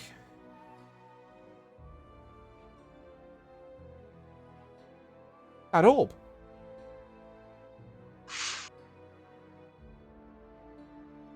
Perhaps. Or perhaps not. I do have something else in mind if you would like. What's the other thing in mind? I have a rival. On the other side of Lorvalan. We rise at the same time and fall at the same time. Bruticus, he is known. He is not beautiful like me. He is a genie of the earth, you see. A little blocky, if I might comment. Nevertheless, you could trick him with a particular wish. Then in return, I would grant the one you would. But I must tell you that I cannot grant your wish unless your friends are willing. That is not within my power. No, thank you. I'm looking down at Sebastian, just like, No. Oh, it is but a day! It is but a day, no? Ask him for a nice collar. Why do we need to be cats? What would be wrong with being in a form like me for a day, guys? I've always been so. Sorry, go ahead. No, I wouldn't have ordinarily had much of a problem with it, but you've made it sound so amazing. I don't think I really deserve it. It's an ascension of sorts. Oh, you most certainly do. Beyond me. I will still heavily view this as a descension because I will lose all of about 6 feet. And Why can't you You just might gain some wish to be experience back? now, though. Just wish for your form back? Why do we need to be cursed? Sebastian, I've never been comfortable so close to the ground. You know Maybe you this. should be comfortable. Natasha, give me a perception check, please. Yeah, sure. I got a 19. You notice far to the west a gnoll sprinting away, a bag in hand. And all of a sudden, the genie descends into the water with but a bubble. And is gone. We've been robbed. It You was an have illusion. been robbed. How Damn. far is this Afraid- knoll? Why wasn't I allowed to use my plus 12 insight on that motherfucker? Wait. How far is the knoll? Bamboozled. 180 feet. But as you all check your pockets, none of you are losing anything. He was truthful to you. It's not you that's been robbed. And indeed, moments later, you see this bubble and wisp as the genie begins to chase the knoll. Oh, the genie was real. The genie was real. The knoll has robbed him. And just ran off into the distance. Sorry, would you like you've- to make chase just You've for the never seen entertainment? anyone move as fast as that knoll. Like, that is movement speed that you have never even considered possible by a humanoid body. Well, I would like, just for the sheer curiosity, to make chase, just to see if I can, and just to Give me an athletics just for the check. sheer amusement of this, and I would like to haste myself so I can chase. Give me an athletics How check with far advantage. guidance on him before he goes? How far away did you say he was? It can't be 180 180 feet. I would cast Plant Growth. It has a 100-foot radius and a 150-foot range. On what? On the grass? Yeah, whatever he's running across. Suddenly he's running through tangles of grass. As Kiavo, your athletics check, please. Athletics, that is an 8. Did you bless me as well? I gave you advantage as Yeah, well. I gave you Oh, guidance. advantage. Okay, then Because I'll of your roll haste. it with the advantage. And then you D4. That would be a 16, and then I get a +4 from you. Mhm. A Or D4. plus 1d4. A D4. D4. One That's a D4. 17. Okay. That's decent. Kiavo dashes off at a pace you've never seen him run before. And pretty soon, the three of them are sort of making their way up to the edge of a hill. Natasha, you notice the shadow of a knoll appearing over a hill the other direction and running towards Lorvalan. Kiavo continues onwards, and soon this genie and Kiavo will come face to face in the middle of these long grass weeds. And the genie looks at you, Kiavo, and says, "Is that knoll with you?" He's not one of our group, but he was accompanying us along the road. He holds up his hand, and missing on his finger is a ring. Without my ring, I am but a being. My ability to wish and grant the wish has been taken. I must get that back. A wish will be yours for free if you can retrieve my ring. Then I have one wish now that hopefully will come true anyway. I can't grant you a wish until I have the ring. That is where my power comes You don't from. need to grant it. Oh, your wish? I hope that we can at least see if we can get your ring back. Mhm. But until then, I wish that the rest of your day is better than how it has been so far. Well, it can't get much worse, can it? We'll do what we can. Well, be on your way, and I tell you, if you find my ring, you will have a friend like you have never had before. Now, onwards! And once more, I Good luck. wish you the best of luck. Mm. Do You will find me at any stream you wish. If you just call Ignatius, I will rise. Ignatius.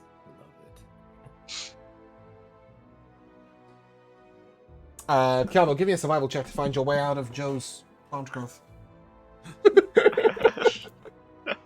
Did not that's slow only a down 10. the illusory knoll. After about half an hour, somebody can go and get Kiavo. He's lost in the grass. Thor will go. Thor will go. Gabo! And Yes. eventually, the two of you manage This to way. voice follow each other. And you find yourself about a day away from Lorval, and the knoll is nowhere to be seen.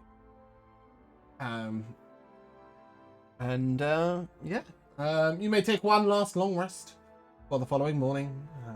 It seems that this knoll really was quite the remarkable thief, huh? Indeed, I'm starting to think that perhaps that strange little man who thoroughly painted us was in cahoots with Jack. Maybe one of his many illusions. Mm. Well, you know the Are paint we- was illusionary. You had to clean it Yeah, off in yeah. the stream. Yeah. Yeah, But exactly. yes, it was something bizarre and interesting. Who knows? Nevertheless, you are able to rise the following morning. I won't ask you for a cooking check or anything, because frankly, it's not going to make any difference for today.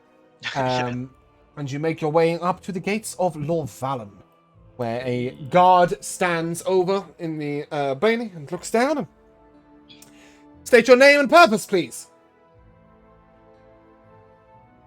Well, my name is Hennick Littlefield. We are a group out of Sandringham, and we have, perhaps some. The gate opens, and he looks down at you, and I have your name on a pass from Duke Lagon. He says that you may return with news at some point. Indeed, that is part of what we're here for. Thank you. Excellent. Should you wish to make appointment with the Duke, please drop by the what's it called? The only word that'll come to mind is embassy. It's not what I'm looking for, but it'll do. The ambassador's office. And he will make it all work. Whatever the word is that I'm looking for. Please. Facilitated. You'll facilitate, yes, indeed. Is Lorvalen where the queen lives? Yes. Ah. In fact, Okay. Just here, you may place your cursors here. You should have full view of this map, right? Yeah. Oh, blimey no. Yeah. You can either use your own cursors or you can use just a party token. I don't mind, but I think that your own cursors probably makes the most sense. Guys, don't move once you're in. I'm trying to small on you. Oh, Thank okay, you. sorry. And it's like playing Thank you. dodgeball with a token. So, guys, I have actually come to Lorvalen with a second intention today. Explain yourself, Natasha. After seeing what happened at the front of the war and hearing the tales of children dying, I thought that perhaps I could speak to the Queen on behalf of those who have passed and those who are fighting. See if there's a way we can work together, especially ahead of the orcish threat that befalls upon our lands. The Union is becoming more important than ever.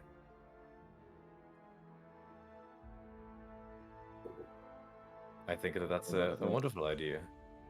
Perhaps Lagon can facilitate a meeting with the Queen. I'm not sure that us simple folk will be easily able to gain an audience.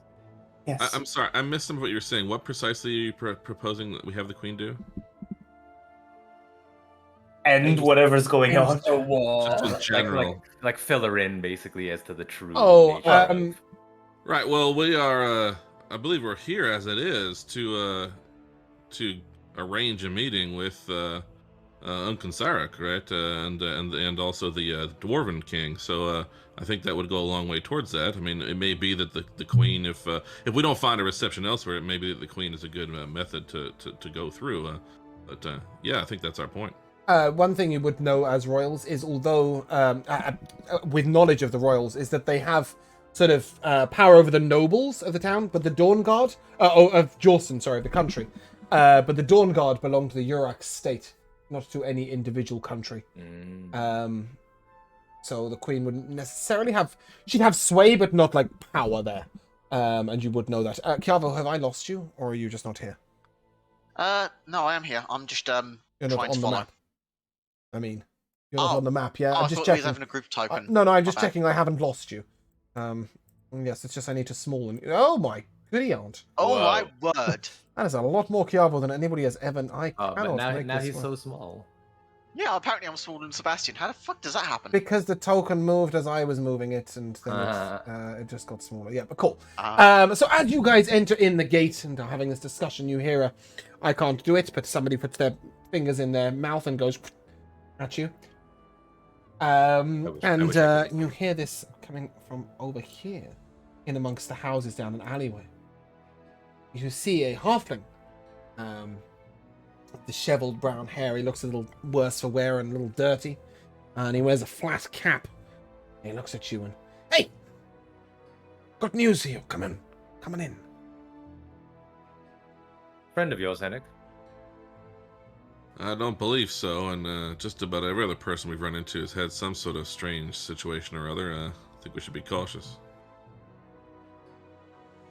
Then we shall cautiously approach. Not Sebastian. So, as you kind of go in, the halfling says to you, now, he says you might not be too interested in this, being honest, folks and all, but swift-handed Jack said that he met you upon the road.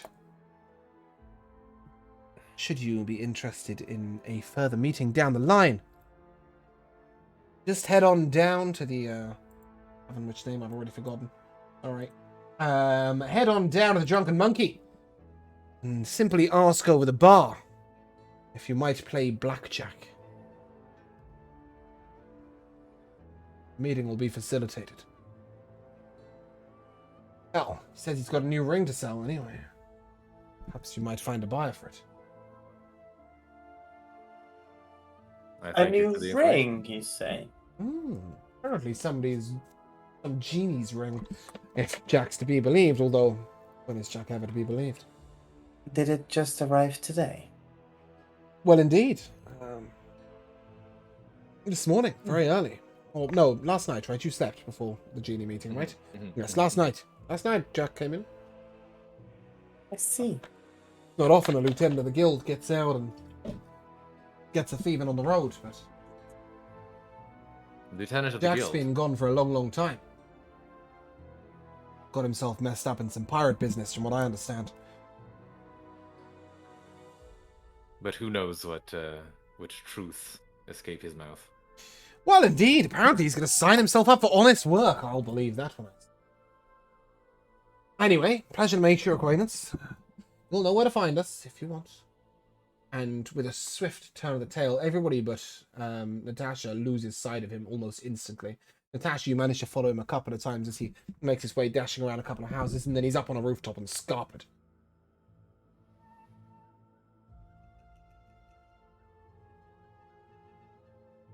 Very strange encounters in this trip to Lovelin. Shall we go and arrange this meeting then?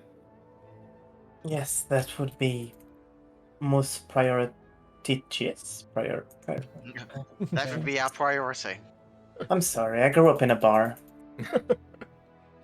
So the Lego Estates, as you obviously can see them, just southwest of you, there is a small river house just over here, and next to that you will see the entrance into Lagon, and you are able to sort of head up there and approach the office, where you meet a very... Sorry?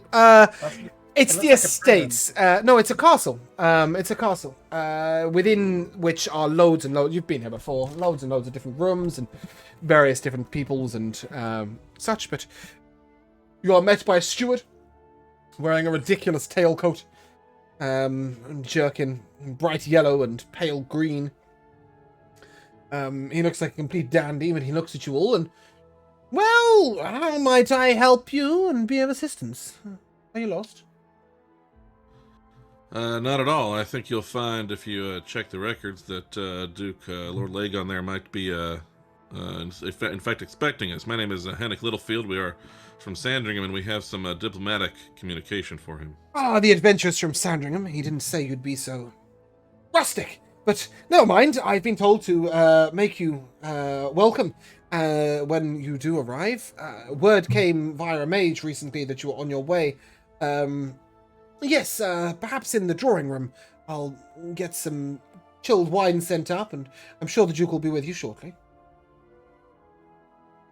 Thank you kindly. He shows you to a sort of beautiful, sort of open sitting room looking out over the river. It's got sort of beautiful fine chairs and a chaise longue and this sort of glass table at the center. And glass is extortionate in this day and age, and like this whole glass table and these beautiful crystal glasses. There's wine chilled on ice, which is poured for you by a lovely serving maid. And the Duke comes in, sort of broad shoulders as he is. He's sort of, oh, Henrik, Natasha, Sebastian, Torren, Cavo, pleasure to make your acquaintance again, and good to see you back. You don't mind if I help myself to a glass of wine, do you? So, Would have to assume it belongs to you, so, well, of a sort, but, well, I don't want to be rude. I hope somebody's offered you some. Please help yourselves. And with that, he takes a glass and it's a big sip, and I have had one hell of a morning. Disagreement between farmers over boundaries and borders, and somebody's pig, and oh, please tell me you brought me some good news.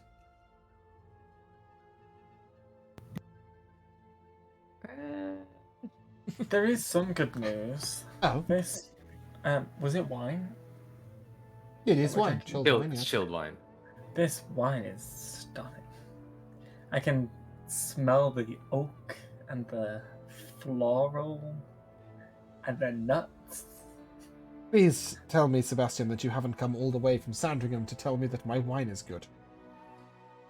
It wouldn't be a bad reason. The wine is excellent, but we actually came here because of something much more aggravating than the smells of wine. We have seen unspeakable things and have heard even further unspeakable tales.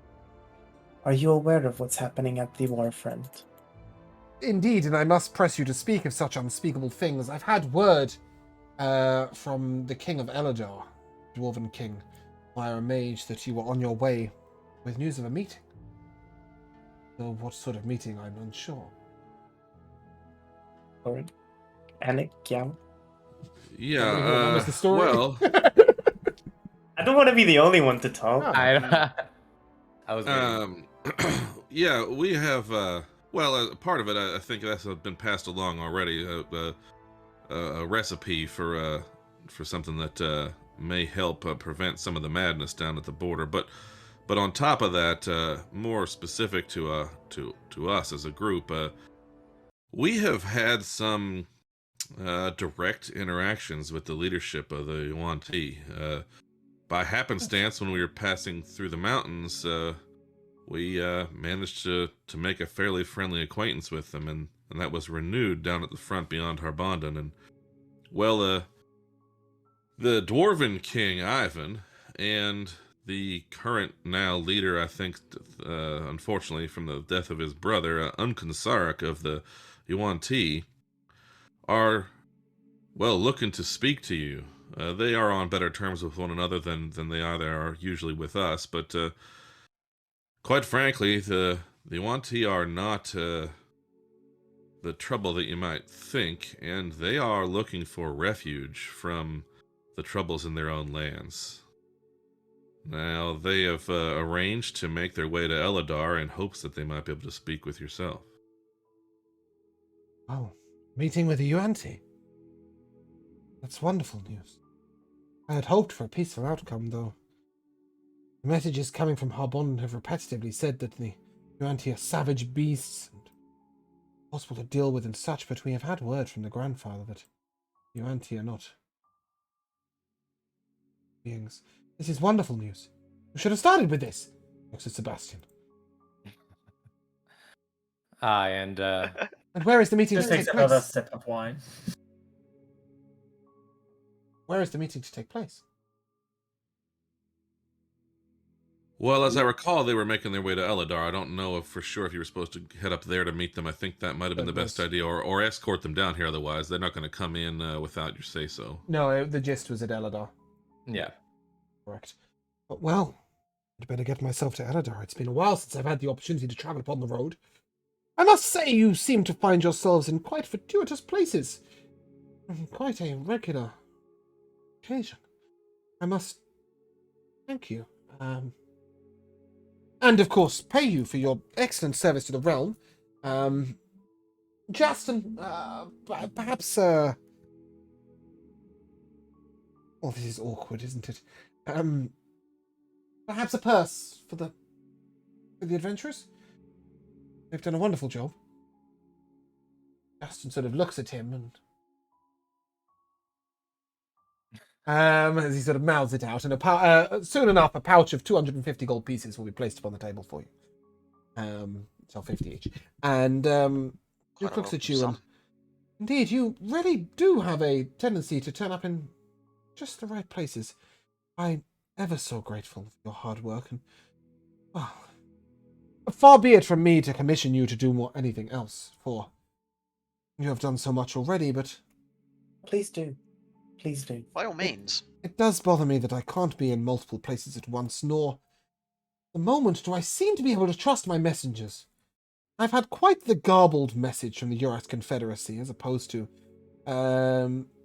they should really be conducting diplomacy on their own accords, but their messages have come through.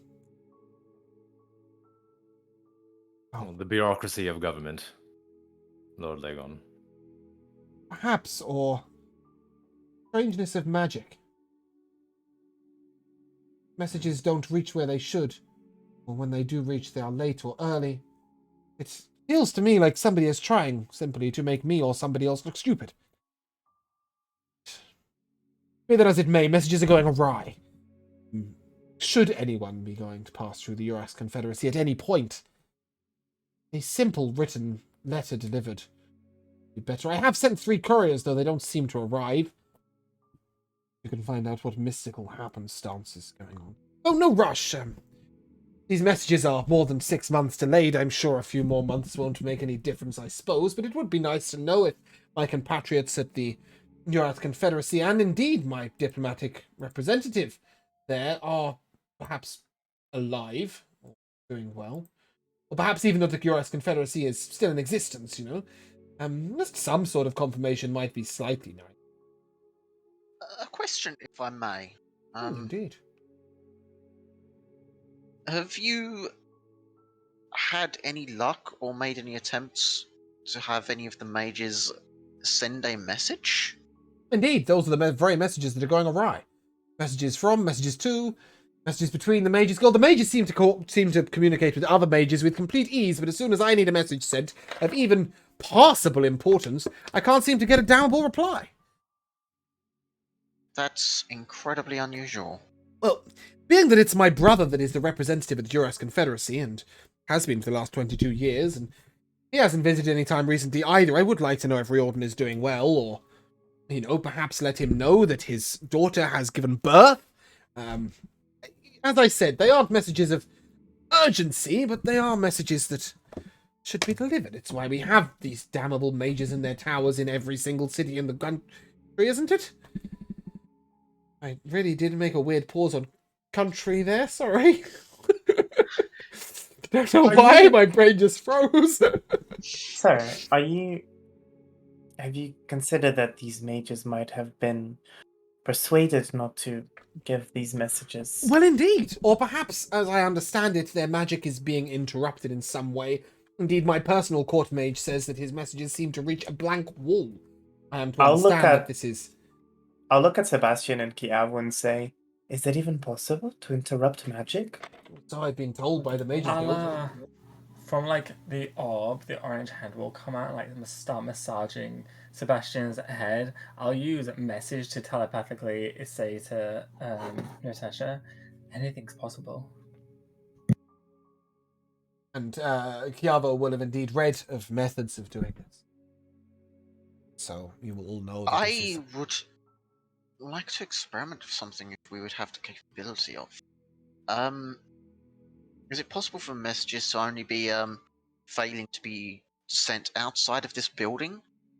Or outside of the city, perhaps? The messages have been sent from the Mages Guild here. We can send messages to Harbondon and back without a problem. But even if I try and get somebody in Harbondon to relay a message to the Uras Confederacy, the Mages Guild have, frankly, or at least so they tell me, tried absolutely everything. If you don't mind, and he sort of nods towards Sebastian and Calvo, with all due respect to the magics that you wield, a man on a horse with a letter is something that I am innately at more ease with. I understand. I have a question, sir. Yes. You've said that some of your couriers have been interrupted too. What indeed? So, if we were to deliver a message on your behalf, it's likely that we would too be interrupted. I understand that is potentially possible, although I will say that you don't exactly look like regular couriers. Yes, but could you make us look like regular couriers? You would want to be interrupted in the same way as my mysteriously disappearing couriers? It Well, would give you answers, would it not? I'm more it than would happy to remove the give you. mysterious from that sentence, wouldn't it? I am more than happy to give you a uniform and one of the courier's horses, though I would encourage perhaps making sure the message is delivered first in your more normal guise. A simple And handing of a letter to I've- my brother. I've also had an idea. Have you? Hennick, do you remember that which I gave you? And Natasha? The stones. Would it be God. very possible for him Lovely. to instead just simply witness us being intercepted and who intercepts us? You have the ability for me to see things from afar? Whilst that could be We have 2 stones. whilst that could be interesting, I'm not sure what I would be able to do about it from here. Besides, I am travelling to Eladar, of course. Well, you could keep the stones on your person and you would be able to see the interception yourself. Maybe that would give you some answers. It's a forgive me thought. for my thoughts, but do these stones go both ways? Ah, they may do. I could understand They that do. might be a problem for you if you were I am. not wanting us to see things as well. I could understand you. Far from it. I am quite willing to trust you, and indeed, I do nothing of which I am ashamed or would wish to hide from you. But should you fall into the wrong hands or the stone you carry, I cannot have a device upon me through which my actions can be so easily witnessed, especially if it is by enemies. Is there a range on the stones? Ah, okay. Well, I perhaps am- just as an alternate means of communication. Although I suppose the magic of the stones might be interrupted just as much as anything else. That could be telling. But if you were to simply leave the stone in a vault or something here, and we would deliver the other one to your brother, then he could hold up letters in front of the stone, and you could read them from afar. But again, I don't understand the magics the way these folk do, and could be just as I've not heard of destroyable. stones like these. Perhaps you may show them to my court mage. He may be able to. Perhaps I don't know how rare they are. He may even be able to replicate the magic, and we could let you have those in your possession, and at the same time still have one in my vault, for example. There may be a way of closing the magic on. I don't know. He's actually away on an errand today, but he will be available tomorrow. He's a most damnably overwrought man. Says 1,000 words when he only needs to use one, but he is quite intelligent and will be of use, I'm sure. But I don't wish to press you with just this business of the Uras Confederacy. As I said, it was but a thought. There are so many other places indeed that I could be, and there are so many things that need doing in Lorvallon as well. And Please, I want to do this. I want to understand what other forces are trying to pull in. well, perhaps, but what is more important to me is to understand how the Earth is attacking our Yuan-Ti friends, and indeed the Orcs. And the Elves know more about the land than anyone else, and somebody's got to go to Moralia and ask them some questions, I'm sure, as they won't leave their happy little place and ever to be honest, again. with your interruptions as well, with your messages, I would also be curious to know, to at least learn, which parts of these are down to the magics and which parts are purely down to the political as such. So Indeed. there are other things that we could do, but this is something I would also be curious about. Well, far from it for me to lay all of my burdens upon you all, but I find myself these days with fewer and fewer people who are both useful and trustworthy. If you are perhaps interested in visiting the elves, or indeed visiting the grandfather and persuading him to come to court, Cormin, either one of these could be done with a trip to the Uras Confederacy on the way. You're more than welcome to make yourself at home. I will have guest rooms drawn up for you in the estates here, so that you do not pay to stay in Lorvallon. Perhaps you can even discover some things going on in Lorvallon. Perhaps when I go, things may arise in my absence. But as and when you are ready, then would indeed be very helpful if you are able to investigate this. At the very least, staying for free in Lorvallon is quite welcome, so that would be much appreciated. And for as long as you wish. We are happy to help, Lord Lagon. I must let you know, however, that Justin, my steward there, if you are staying, will attempt to press certain ways and rituals of the life here upon you. Please do not take offense to his ways. He is a caring fellow in his own manner. He just cannot simply understand why anybody would not wish to wear all these ridiculous frills and excess clothing parts and silly buttons. Look at this! And with this, he sort of gestures with his button on his corset. They've got my initials on my buttons. Did they think that I was going to forget that this corset, that this, this, whatever you call it, I had the word for it a second ago. Doublet? Doublet, yes, there we go, thank you. It's not a corset, that's not what it is. No. Did they think I was not going to quite. forget that it was my doublet? Who on earth spent all this Well- time engraving my initials onto my own buttons? Well, Tornlap- they was gonna sure say, have Tor- a flair for the grandeur, huh? Yeah. Right, go on. Torin will have a close look at it and be like, "Oh, it's very nice craftsmanship, actually." It is indeed, but what a waste. I could be making weapons for the front. For goodness sake, they've sewn my name on the inside of it. The only person who ever sees the inside of my doublet is me. It is absolutely ridiculous. The time they Okay, waste. maybe that is a bit They could have excessive. fletched arrows, or sewn leather jerkins, or something of use. Perhaps they could have been delivering letters in your Confederacy. I don't know, it's ridiculous. But I'm sure if you are staying here, my steward will try and press these ridiculous fashions and endless needs for balls and meetings and fashions and... I have to have a different bard every night, a different bard to entertain the court, he says. For Well, goodness sake, the if- court spend half the day annoying me. Why can't I spend the evening annoying them? If we must indulge in a day of rest and some pretty dresses, that wouldn't I totally am be quite awful. sure that Stuart Jaston will have at least 20 in your wardrobe before you can say snippety cricket. I've actually never worn a dress. I believe there's a ball the night after tomorrow. You're more than welcome to come as representatives of Sandringham. I'm sure that Jaston A will ball. dress you appropriate. Oh, yes, we have them every week. It's ridiculous. Total waste of state funds and whatever, but apparently we need to provide for the nobles in the court. And the royals Well, allow a certain amount of money on the side, and I don't know. It's whatever tradition, I'm told. I'm gonna take a sip of the wine, and as I do, I'm gonna look towards Natasha and give her a wink. She'll kind of. I think this is the first time that Natasha will actually smile and say, Oh, you've said that "I before. wouldn't mind." No, no, she's laughed. She hasn't smiled. Perhaps true.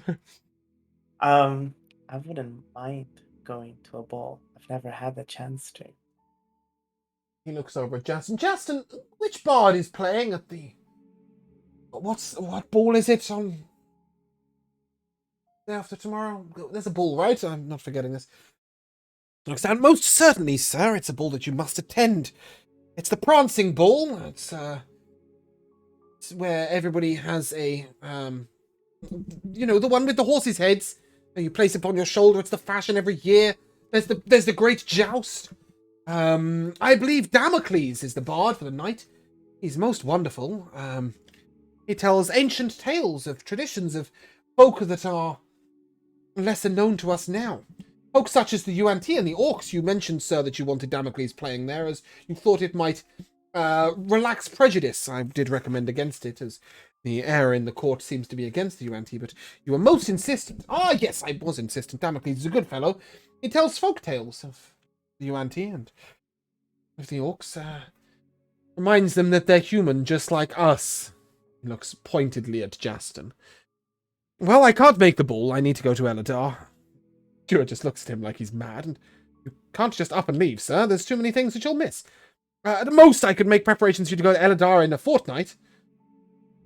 The Lord Lagon looks at him and... I will be leaving for Eladar in the morning. How you cope with that is up to you. Well, perhaps we could fill in some of these roles. What an excellent idea! This Dragonborn here, his grandfather was in the arena. He's of the Golden Brands skins. Golden Brands? Yes, Golden Brands. That's correct. Make him the Chancellor. Ask him what his opinions are on which farmer should put which chicken where. Frankly, I don't give a damn. There's nothing here of any importance that is of more importance than finding peace at the end of this war. I'm leaving in the morning. Stuart sort of runs off to his office to make preparation. He looks at you all, and I really am And determined that this war will come to an end. Possible. Well, you said this bard. Sorry. no, that's all right. Go You ahead, said this Joe. bard Oh, by the name yeah, of sure. Damocles, yes? Damocles, fine fellow, collects folk tales from other folks. Lots of people think that he is weird, and he has been known to be a lover of furry folk and folk with more legs than are appropriate, apparently. But if you ask me, he's a damnable good bard who collects tales that are frankly very interesting about people whose opinions are not respected as much as they should be. Sounds like a wonderful fellow. Let's not hope there's any swords involved with this. Otherwise, that could be an omen. Nay, no swords. Not in the court. That is a point. You will have to hand in your weapons to Justin. He will make sure that you have them anytime you leave the Lagan estate, but they aren't weapons that can be worn freely in the court. I would love to find some sort of rule or loophole so that you can wield your weapons in the court. I'm sure you'll protect the justice and the integrity very well. However, these things take time, and I must depart in the morning. Should you wish to speak to your friend, no, rubbish. He's not your friend. Never mind. Carry on. What's the butler's name? Justin. He's not a butler. He's the steward. Okay, sure. Sorry. He doesn't serve I'll drinks. walk to Justin. He's ran off to the office, but Oh damn it! Can I follow him there? what do you want from him? It might be a question that somebody I else want can answer. him to help design and make me some pajamas. Oh, so Justin will have arranged for somebody to visit your rooms in the evening to do such pointless and foolish Oh, things. great. Then I will say to Mr. Lagon, could you see me to my room? So basically, Justin is in charge of like every single court happening over the course of like life. His job's very important, but he'll designate a lady to each of you and whatever. And all of those silly and sideline wave requests can be done outside of session or next session, because I'm afraid there is one more thing that must be said before we end. Level up? No, the Duke will look at you and say, "Look, I'm sorry. I seem to have thrown a few random jobs at you and left you without much ado. But I believe this business of getting to Eladar is most important. I do have 2 men within this castle that I trust implicitly with my life, and their word could be taken as my own. The first is Justin, my steward. The second, I wish you were able to make free with my man. Shit. Not his name. Oh, shit. Why is it somewhere else?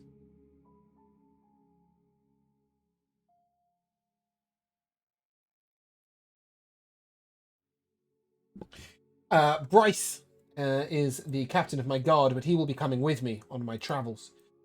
But the man who you can most implicitly trust, beyond anybody else, is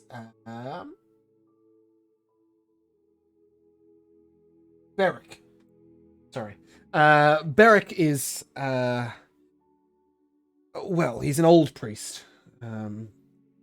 He doesn't do much of the priesting anymore, though he's certainly still in touch with his god, but he has been my advisor at court for, well, since my father's time, perhaps even since grandfather's time. The man is older than you'd believe, and he would be with me if I let him, but I'll inform him late or something tomorrow. He takes rest in the rooms here, and if there is anybody whose opinion you should not doubt, Beric's. If you have any needs, or perhaps wish to make appointments with anybody else within the court, perhaps elsewhere, the Eurex Confederacy, for example, Beric is the man to go to. And I shall make sure that Justin has a copy of the letter should you wish to deliver it to the Eurex Confederacy. It has been such a pleasure to make your acquaintance again. With such good news, I am most grateful. Make preparation for my journey. He shall head to make preparation for his journey. You shall be seen to your rooms, and we shall end session there. Sorry, ran over a couple of minutes there, because we spent 2 hours in a dungeon at the beginning of the session. Yeah. No problem. We come over to MVPs. Torin. Rico. Man, there were a lot of good moments actually. Good. I'm thinking of maybe something that made me crack up. So there's 2 things, obviously, which Jamal is not privy to for the first one, but just like completely starting off the break, and we're just like, well, Jamal doesn't matter anyway. We're just gonna fucking start. But he came in right on time. But he came in right on time. Yeah, I said Archibald's are here, and they went, oh, no one cares, and then we went live. But another little thing that cracked me up, I don't know if that made anyone else laugh, was just the fact that like after showing the first inkling of like athleticism, and Kiabu just like chasing down like the gnoll and the genie, he's just like, I wish for you to have such a nice day. Like, it was just so sweet. Like, yes, bless him. made me laugh. Bruno. So my MVP is actually quite a small one. It was when Kiavo and Natasha were like in the back and Sebastian was talking and they were just kind of chuckling. And then Kiavo snorted and like that just made Natasha laugh again. That was really funny and special to me. That was mine. And just a moment for Josh's ridiculous story of ascension. Yeah. Yeah. Speaking of which, Josh, your MVP. Nothing ridiculous about it. I like the whole thing with the genie. That was fun. Good. No, that's I'm looking forward- requires me rolling a nat 20 on that particular card for that to happen. Yeah, I'm looking forward to getting a ring that grants wishes. It's a ring of 3 wishes. And just a heads up, the fact that the genie arrived was what stopped Jax from trying to steal from you. He instead stole from the genie because that was much better bait. So yeah, swift-footed Jax is his name. Yes. Swift-footed Jax.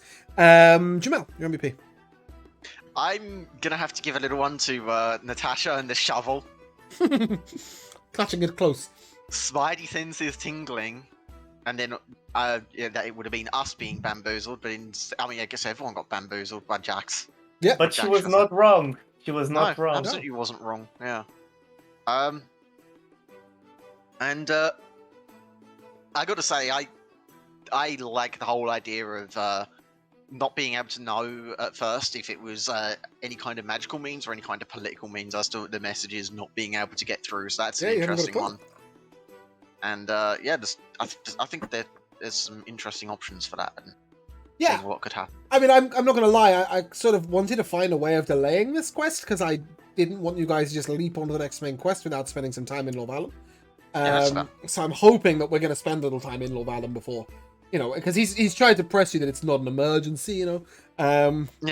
And No, it's a very I'd like curious Lorvalum. thing. I'm definitely interested But good. in as well. I'm glad I've piqued some curiosity. Yeah, I want to do that. The last thing that I have as well is the absolute travesty of the combat. So it should have been quick and easy, and then just nobody does damage for like 9, most of it. 8, 6, 4, 2, 1 is what we did to his Combat that should have HP. been like combat that should have been like 8 round. That should have been like 8 Turns. 8 people just cycle through. Less than 2 rounds. Ended up dragging out that much. Yeah. It's like, oh my I felt a bit word. bad for that, Come on, but we killed a friggin' lich guy.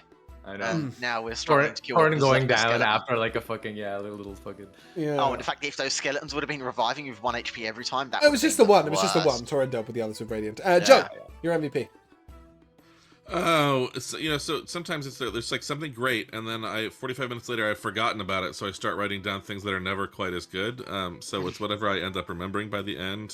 One is basically what Kiave was just saying, but digs on him again, which is I think 2 damage on Witch Bolt twice in a row. Yes. Yep. Both the first one and the second one. It's like that first one has an extra die in it, but it doesn't matter. It's 2 and 2. And I think at one point, I don't know if I misinterpreted this, I think Rico failing to show off your shirt for a long period of time, you were like at the camera sort of like going like this. No, and I'm like, I was just like Okay. fanning myself. okay, I couldn't tell what was happening. No. It looked like you were like looking at the camera a little bit like, no, you're still not getting up. I wasn't sure what the hell was happening. I hadn't even noticed that. I've got a couple of MVPs. I was just fanning myself. I loved it when Bruno said to Josh, can't you just ask him for a collar? That cracks me up. When we came in and Bruno was talking about talking to the Queen, and Rico said something about, well, we won't just be able to walk up to the Queen, perhaps we can talk to Lord Lagon. And then what I heard was, to facilitate a beating. Sod that queen, beat her up. I just thought that Listen was here, great. Queenie. You'll do what you're You're gonna told. help these fucking Exactly. Oh, Jesus. And also just the idea that as soon as we got these seeing stones, which to me was such a silly little thing to give out. I mean, they're interesting and fun, but they're not like a major deal. And it's like, as soon as we get to Lord Lagon, the first answer to the first problem must be those seeing stones that we got. Things though, Um, obviously. Yeah, and me trying to think of creative ways of like, why is that not a thing? So, a couple of rewards. First of all, to Chiavo. Can I remember why? The point of wisdom, but I can't remember why. Oh. I think it was just so you can see your enemies and actually hit them. I think that's where that came from. I think you missed like 12 spells or something. I don't know. You got a point of wisdom. I can't remember why Yeah, now. good It's too positioning, late. I would say. Yeah. Torin, perhaps you should dodge one of these 16,425 hits. Take a point in dex. Ooh. And for Will Henrik, do. Sebastian, and Tasha, as the strains of adventuring continue and you learn to cope with carrying all your gear on your back and walking long distances from place to place, take a point in strength. Oh, we broke the theme tune. That's No, it's still going. what is it? Oh, it stopped now. Oh well. Dun, dun, dun, dun, dun, dun, dun, dun, dun, dun, dun, right? Yeah, that's what we were looking for. So I believe that will bring us to the end of today's session. Decided to speak. Oh, another shout out to my dig at Jamal. I don't know if anybody got it. About the court mage. Damocles. No, the Was it, court or- mage. No, no. Oh, the court mage. A very intelligent fellow says 1,000 words when he only needs to say Yeah. one. He's quite Yeah. intelligent, but I Yeah. find him quite windy. Yeah. That was all directed at Jamal. Oh, I know. I was like, I straight a fucking this way. sounds curiously like Jamal. Yes. Okay, we've got a few friends on, so let's just see how long they've been live before we do raiding. They have been live for 21 minutes. Perfect. Let's go. The Gilded Troll are our friends today. They were making miniatures the other day, but I think this time they are in a campaign, perhaps. Oh, cool. I think. Have a little look.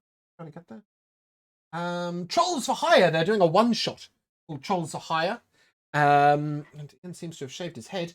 At the Star Space Dock Place. My God, that's not easy to say. So if you guys would like to say goodbye, Goodbye, everybody. we shall see you soon. Until next adventure.